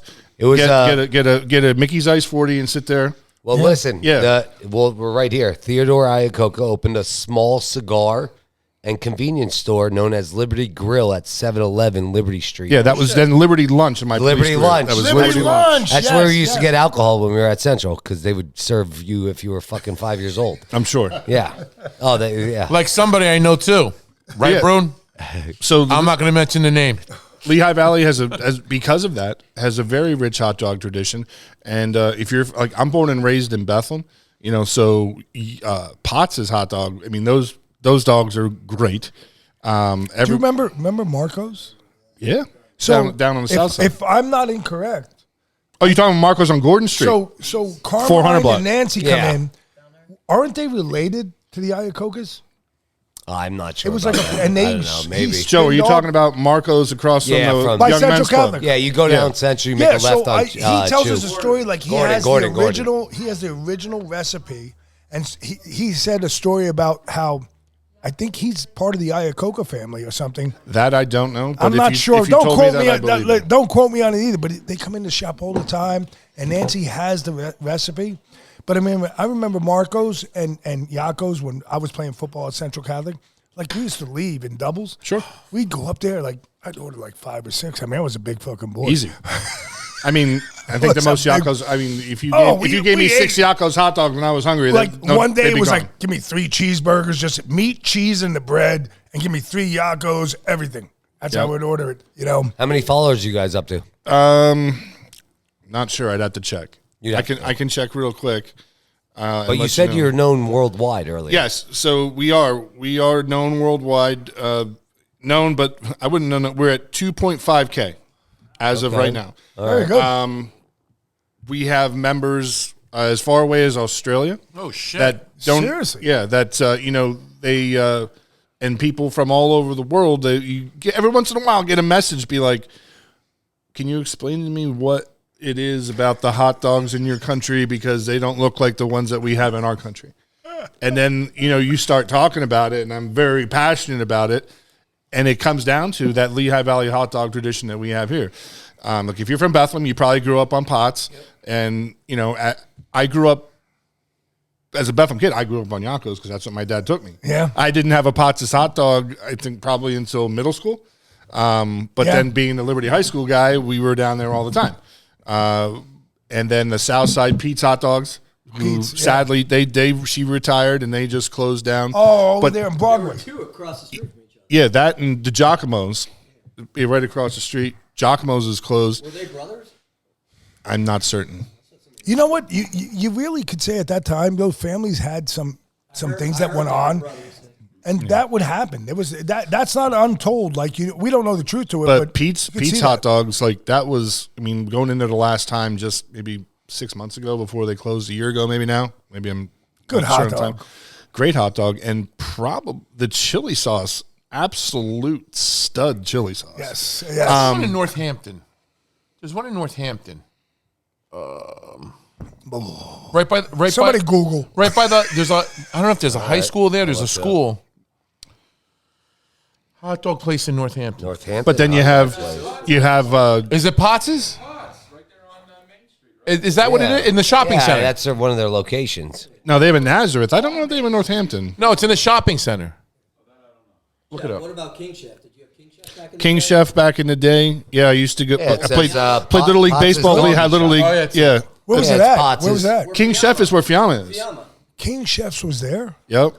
Let's not bring up that word. We're going to get about 6,000 people coming after us. Poor them.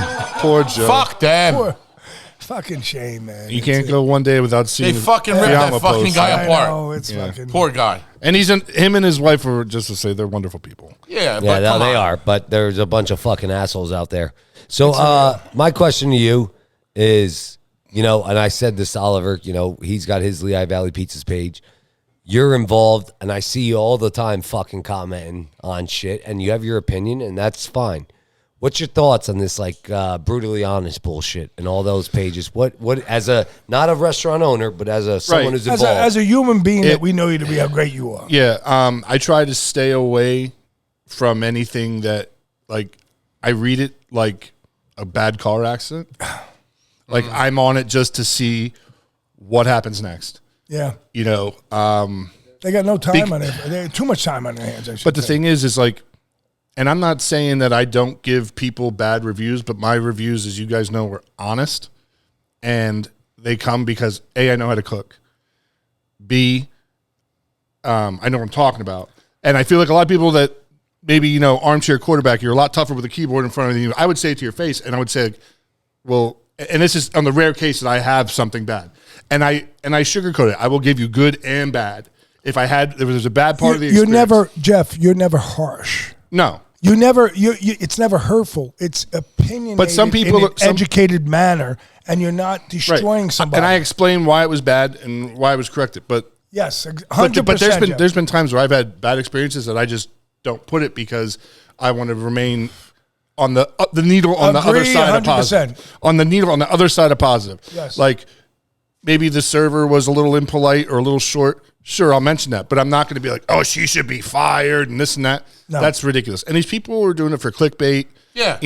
That's exactly what they're doing. Clickbait and, that's a great way to say it, Jeff. people that we won't mention, Oliver. No, you can mention. No, we won't do that. Jitters, his nickname. Your boy. He's just looking for attention. And that's fine if that's what you want to be, but then that's why you get banned from the pages and you get roasted by other people that know what they're talking about. So I try to keep it as transparent as possible. Yeah. But again, like I know what I'm talking about. And if it's something that I don't know what I'm talking about, I certainly won't comment on it because I have to have the ability to. Right. I got some street cred out there, so I have to have the ability to back it up. If I got a Yako's hot dog that was limp and bad stale roll and the chili sauce. It wouldn't matter to me at that point because I love the hot dog. So it was a bad day. It's a bad day. I wouldn't say a word about it. Nor would I. People. Everybody's entitled to have a bad 100%. day. Right, but just the internet and everything made keyboard tough guys out of people that would not be otherwise tough guys. Well, Jeff, let's be honest. In our day, it was the guys that we told them shut the fuck up and sit down because we're not listening to you. Like I do with Oliver. Yeah. Like I don't have enough time and not enough crayons to explain this to you. Yeah. So last thing about hot dogs I wanted to ask, what's your thoughts on Nathan's? Well, I haven't had a real Nathan's from New York City. I have not. In general, you only bought in PA. We get the store. Now, I buy Nathan's when it's a good deal at the grocery store. I make them prepare them myself.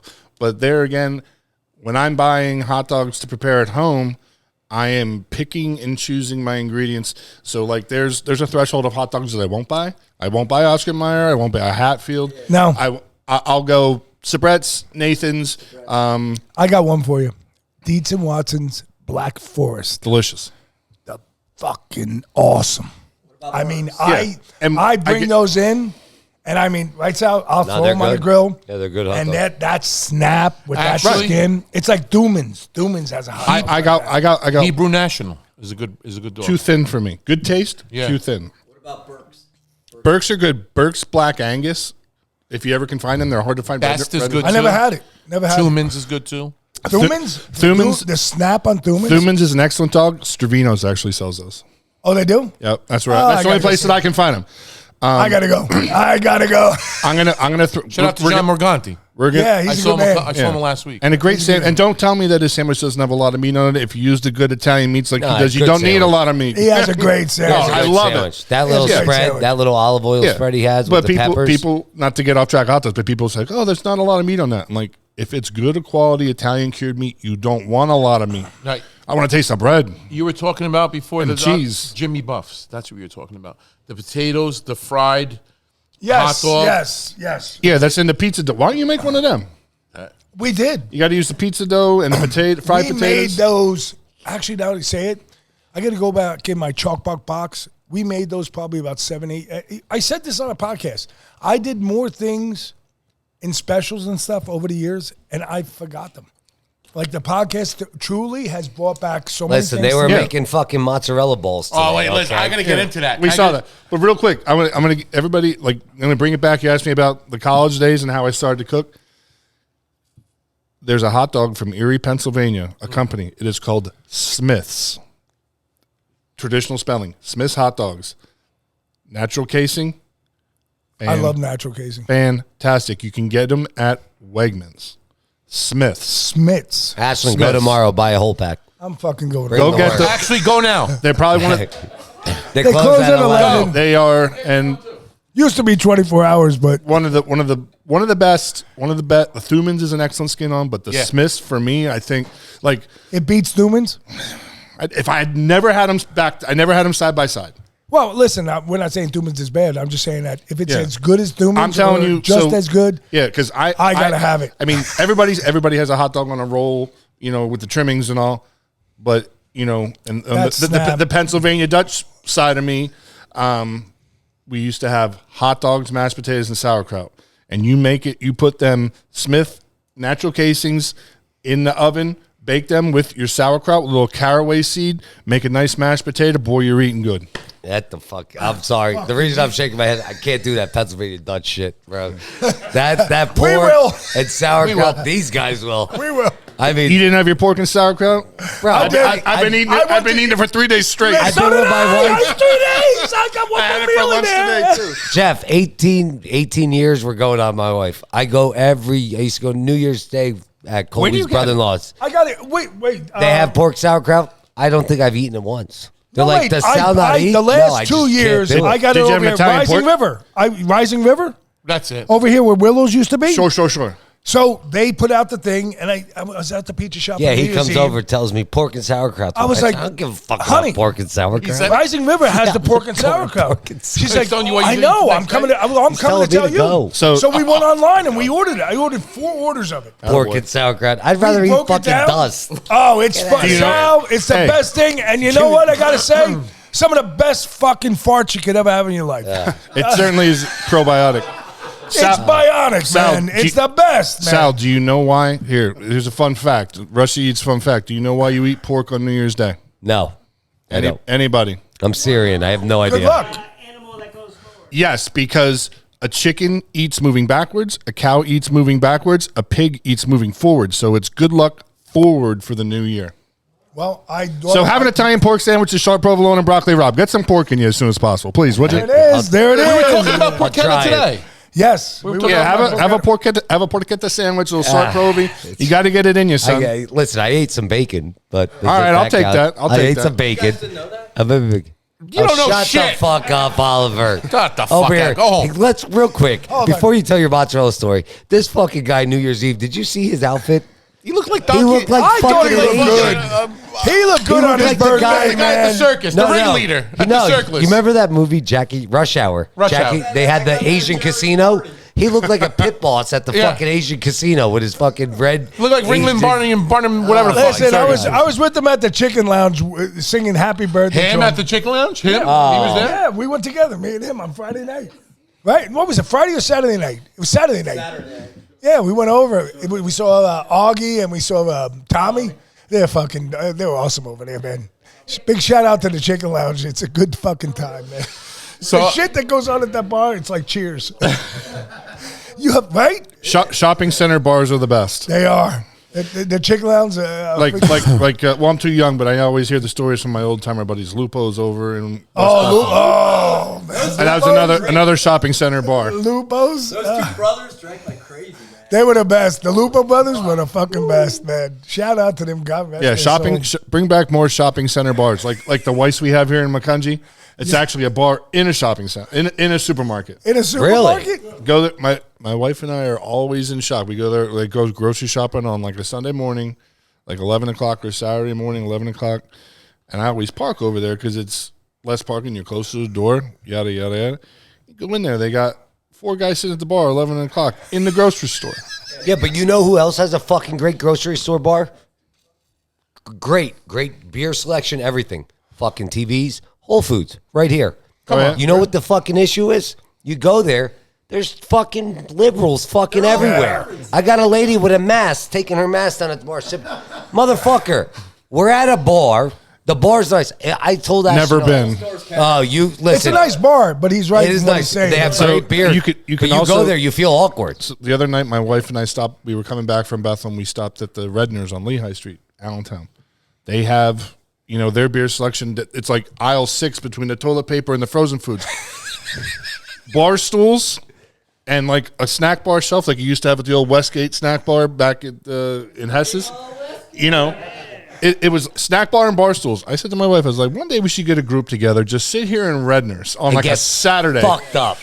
and have a couple of drinks, and see how many people we like. You see how many people you could call See how many in. upside down pineapples you can see. Jerry's Delicatessen. Jerry's Delicatessen, another fine on the east establishment. side. Yeah, Yes. Jerry's Oh, my Delicatessen. God. Yeah. Yeah. The electric That- zoo. yeah. Hey, wait! I'm That gonna place call is the that. best. That's West Bethlehem, buddy. That is Yeah, West that's Bethlehem. listen, That my is- boy that's lived West right down the But street, Jose. but Shout out to Jose. another great shopping center You bar. want to hear a great Jerry story? I love I'm Jerry's. 16 years old. We used to go in there all the time when I was at Central. We had a party at my boy's house on the east side. We'd go get 40s. So we'd get the OE, Old English 800s. We get the Say Mickey's. OE again, because you OE. can't say it the real way. I know. I can't. Oh, that's what happens. Old English. You got Mickey's. You had this. You're a high school kid. You got $20 for the night. You got $5 for weed. You got $5 for alcohol, and you got $10 for food. That's how you broke it down. So you spend the $5 on the weed. You're smoking half a joint. Okay, you got $5. You get 240s. 240s. You get fucking. You're having a good night. Oh, you're having a great You fucking know? night. So listen, Antonio, what did you say about math? The numbers are the numbers. Look at this guy breaking it down. So I swear, I'm 16. We go there. We're going there for years. I go to Boston. I come home about 2 years later. I'm like now 22, 23, 22 years old. Say I'm 21, whatever. I go in. The guy, the same owner's still there. He IDs me. First time in 6 fucking years I've been ID'd. I'm 20 fucking 1, whatever. I've been going there since I was 15, 16. He looks at me and goes, Sal, I know you. You just turned 21? Yeah, why? I've been serving you for 6 years, he goes. I said, yeah, I know. You never fucking said anything till now, asshole. Serve me my beer. He starts laughing. He's like, fuck. He goes, here, just gave me the 40s. He gave you the 40. I mean, that place, that was, Jerry's was my thing. Oh, Jerry's, yeah. That's where we used to go, man. That was a good time, yeah. You know, the first bar I ever drank in at 16 was at 7th and Tillman on the right here. Mr. Dix. No, it was the Red Bull. Martucci's. Oh no, the Red Bull Tillman. No, that was on 8th and Tillman, Tillman. 8th and No, Tillman. so you had the bank was here, and then there was a bar right behind it with a wood front and all. I want to say it was at Martucci's. 7th and Tillman. Yes. On the northwest So corner. if you're going into town, it's on the right side. Yeah. What Martalucci's? No, nah. What Martalucci's? No, I No. don't want to say Martalucci's. That's a good pizza shop. That's a good pizza shop. Don't say that. No, Started with an M, didn't it? and now it was a laundromat too.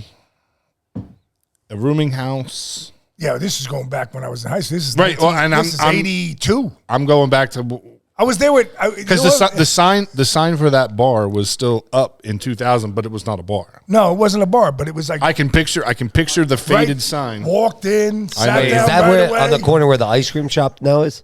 No, yeah. Well, there was a bank here. No, I'm saying they turned it to Caddy the- Corner. I think Caddy Corner is from a like Hot Po. laundromat or something. The Hot Po, the Chinese, Yeah, the Hot Po, Chinese okay, store. yeah. Caddy Corner from Caddy Corner's right there. Hey, Caddy Corner. Yeah, but that would listen. We could talk about those bars all the time, but real quick, So let's talk. today is They my want- Tuesday, which is today's Wednesday, but it's my Tuesday because I'm a day behind. Well, first you came in, we ate the sauce. Well, no, well, before that. So I walk in. Joe wasn't in the back, so I walked through the front. Hello. So I go to my office, which is is table number 1, right? So I put my laptop down and my book, start taking my jacket off, and Rosalia comes. She's wiping the table. She's like, "Don't eat. We have sauce." I'm like, "Okay." So I go around. I sit down. I see Sal. I give him a peace sign. I sit down. I said, "Leslie, what are you talking about?" She goes, "Oh, we have seafood today." I'm like, "Okay." I went nuts. So I sat, and he didn't come out until like 5 minutes later. I don't know what the fuck I was You were in doing. the bathroom. Oh, okay. I was resting. It was that sauerkraut. I was taking a nap. Yeah, Yeah. it was the sauerkraut. So It he was. comes out. He sees me. Hello, this and that. Okay, hello. So, No, when I saw you though, I said, "Don't eat." yeah. I made a nice sauce. I Yeah, says, yeah, Go back and smell the pot. I says, So I sat down, opened my shit up, whatever. I did my shit. So I go in the back. I see Joe. So I see Mario, his son-in-law, wheel in. It looked like a coffin that he's wheeling in. Like, what the fuck is this guy fucking wheeling in? And he had all pasta dishes. I said, is there a wedding here? I thought there was a fucking reception. So wait, the best one, he has these black containers, and he's scooping his "Because who wanted it and to he's go?" and he's writing Rosalia, He wanted it to go. and then another one he's writing a name. I'm like, I don't know what he's doing, but all right, I'm gonna go in the front. So I go in the front, and now Kyle comes with a big ass fucking plate, like it looked like a saucepan. He goes, "Antonio, boom." I'm like, "Okay, get me another dish." She goes, No. Joe said this is for you. Well, okay. 3 pounds of pasta later. He gives me 3 forks and 3 knives. Kyle. All right. You can eat that pasta like Edward I'm like, Scissorhands or what? What the fuck? What? So he comes down. He goes, "Looks good, right?" I'm like, yeah, I guess. So he comes and sits, and he's eating, and we're eating. So Sal comes. I'm like, "Are you eating?" we were eating like Sal you goes, would've "Yeah, thought we were I have it wolves." right there." I think it's still in the back because I didn't see him eat it. No, I didn't eat it with pasta. I just put the Oh, sauce. sauce. I just He ate the it then, fish. and then when I was leaving Yeah. tonight, he I had ate- another Oh, dish you of did. it. I put it over grilled chicken. Okay. So I started eating this. I'm like, "Joe, this is good." I'm like, "But it's got a kick to it." He's like, "It's got a kick." So we're eating this and that. Oh, it's fucking delicious. Yeah, but So- he literally kept saying it's too much. Honestly, God, that's why I love you so much. Too much. I ate it. He I ate the came whole, and over- I ate the whole thing. Like I'm slower than him because I just take my time. But we were sitting back. I eat fast. He eats slow. Man, yeah, he came up. The fucking plate was cleared. Cleared. There was like a was little good. sauce drop. There was shrimps. Oh, there was calamari. Calamari. There was, I think, crab in it. There was cod. There was, I don't know what was in it, but he made a crab that was in it. a menage of this.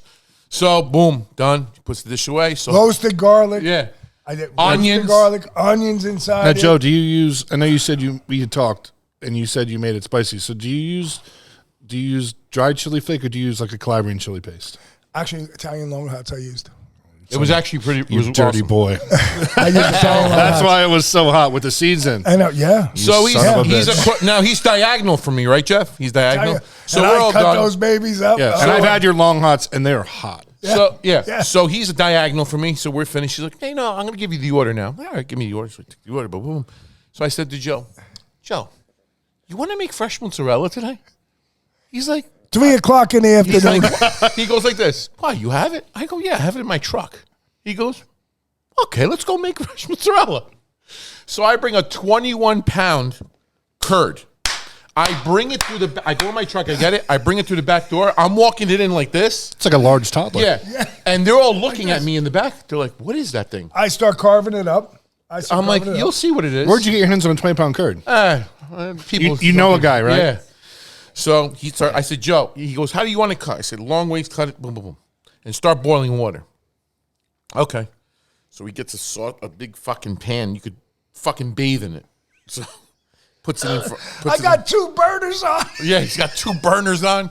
You would think we were making fucking cheese for Allentown. Little Breaking Bad action back there. So yeah. So he's all This is a normal day. Like So all this don't. So I got to come work to you, but it's going to be $15 an hour. yeah. So he's overexcited. I'm like, all right, take the fucking water off. All right, so we put the water in the curd. We're mixing it. I said to Joe, the water's not hot enough. Oh, we were like, I'm like, but it's gonna work. Now we both lift it we'll over. We'll put it back on the fire, but you got to be careful because you'll burn it. So I bring it back off. I said, get me a bucket with ice, okay? I swear to you, I'm making because you got to put your hand in this. It's fucking hot. So I'm making it. There's people that are walking by like this. Yeah. I walk back. What is that? Jim Classic. I said it's fucking cocaine. What does it look like it is? Jim from Banco is watching us. Jim is in front of me. We're He's like like this. this. I'm like this on the pod. He's like, this. what are you making? I'm And like, he fresh goes, mozzarella. I can So I watch made this all it. day. I cut it. I'm like, open your mouth. He's like, what? Open your mouth. He's like, I put it in his mouth. He goes, I go, now chew it. He goes, this is good. That's awesome. I went back there. They're making it. I see him with fucking white rubber balls in his hand. I'm like, what? All I see is Jim. I'd be right next to you making cutlets. Hello. Listen, Happy New Year. you can't even imagine when So I had to go I had to make a couple more phone calls. So I made And I finished I'm like, Joe, you got to finish this. And I'm he in did. there. I finished the whole thing. I'm sitting down, and then I see him walking in the kitchen. I made pizza. He was serving people like this. Open your mouth. Open your mouth. Wait, why is this happening? I took some and made a pizza. I just remembered that. Oh, the curd. Yeah. The curd. So now we just got done eating the pasta. Now we're eating pizza. No, I said to Joe, Joe, if you use the curd just like that without making it, the pizza's gonna come out phenomenal. Pizza fucking He goes, wet, okay, too. give me 4 of them. I'm gonna I make eat pizza like now. a slice and a half. It's so Yeah. rich. And then Yeah. he's like, no, I'm not eating pizza. He was nervous. I got to take orders. And then I see him goes over by my pizza. Took the last. I'm just gonna try it. I ate it. I'm like, all right, I can't be here. All right, so hear me out. You take these cheese curds. Like, We stuff a long hot. We wrap it in bacon, and then we roast it, wrapped in bacon. The long hot, so the long hot will wilt. You get that curd in there, so very very rich. Then you put the marinara on top. Well, you know what I was gonna do? I was telling Sal, I was gonna make it. I was delicious. Jeff. I was gonna make because that curd is so rich. The long hot, we'll core them out, put it in bacon, roast them, and then the marinara on top. oh my I God. was Stuff gonna- long hots. I was gonna make a sushi, like how you make sushi, and That's put prosciutto and then roll it. I'm there for that too. Yeah, but it was just. It was our first time fucking around like You know this. what? If you want to go like But- that, let's No, wrap it it. wasn't Let's our wrap first it in time. mortadella, and we'll sprinkle some crushed No, pistachios but here's the on thing. top, The thing and is, then burrata. we did it so fast on the fly that I was forced to go somewhere else to come back. We weren't there, but I have another piece in the truck. All right, we're gonna stuff some long hots. Yeah, I got to order them now. Done. Well, hey, guys, this has been a great episode. You see how food people think? We got great food. We want to thank our guest, Jeff Rush, A pleasure to be here, guys. Jeff An Brown. honor.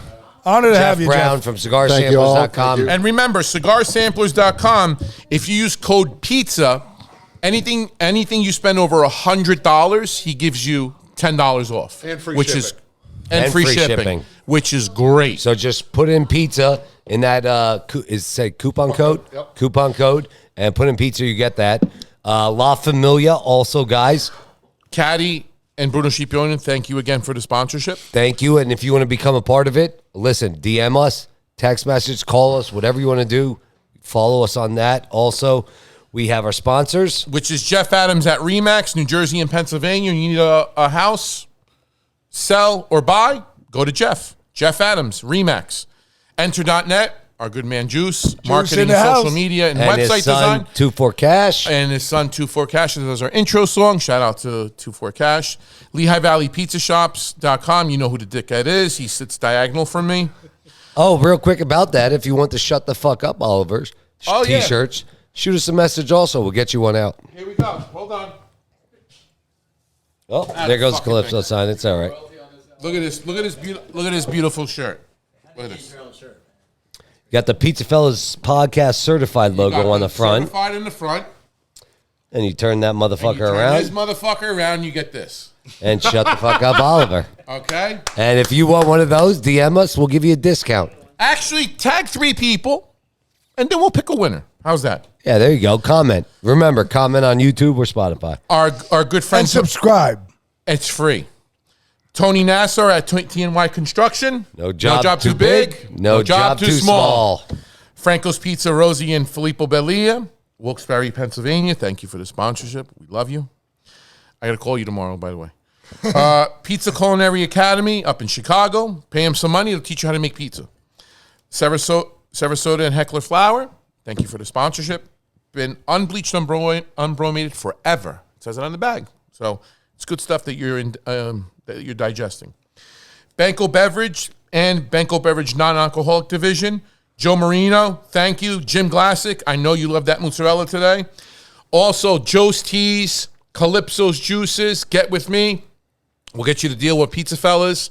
Our other featured is the 5 Hour Energy and the Ralph and Charlie's Juices. Give them a shot. I don't drink the 5 Hour because I'll be up for fucking 3 days. I'll have a heart attack. Yeah, but you know what? Stop it. Dump it in some alcohol. You do the right thing. So do that. Shout out again to our guest Jeff Brown at cigarsamplers.com.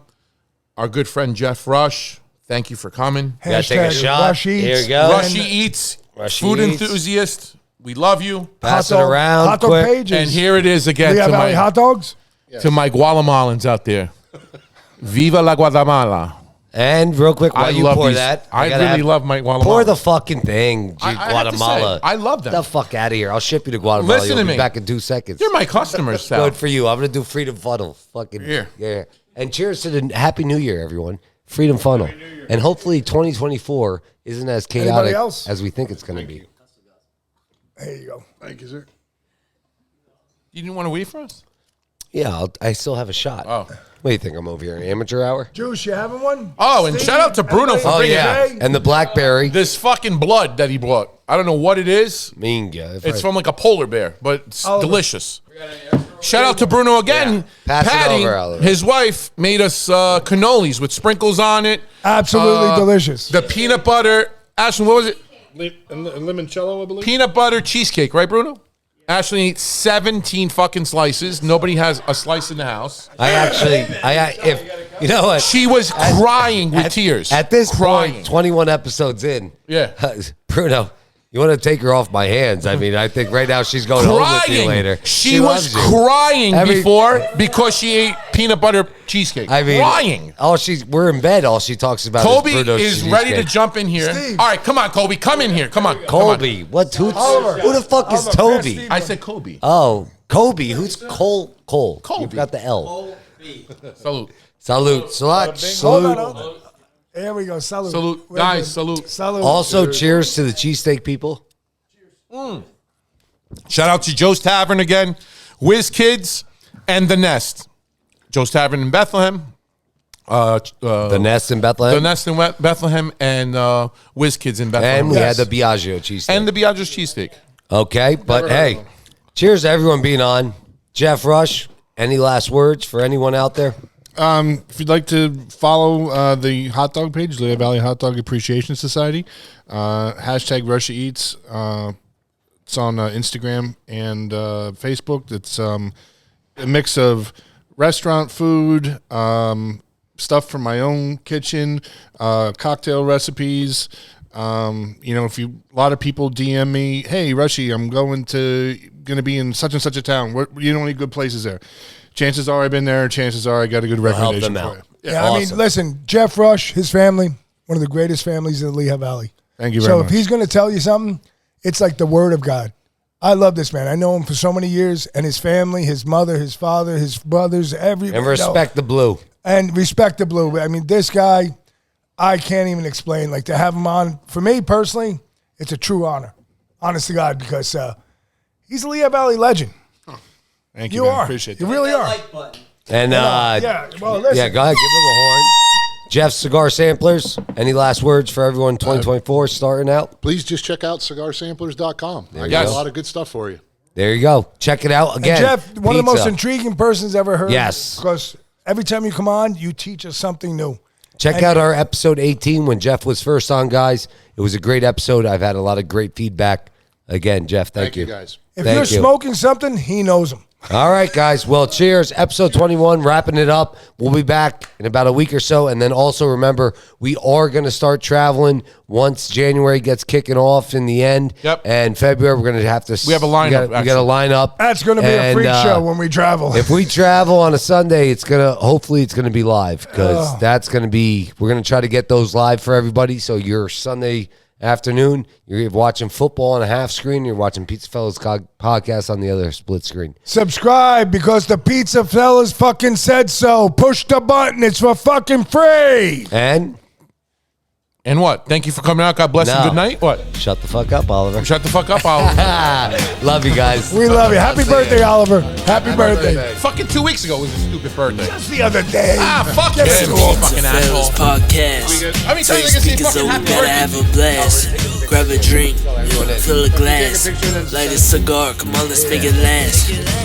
Pizza talk with Sal and Joe, Oliver, Antonio. Pizza stories they gon' tell us. Let's have some fun with the Pizza Fellas.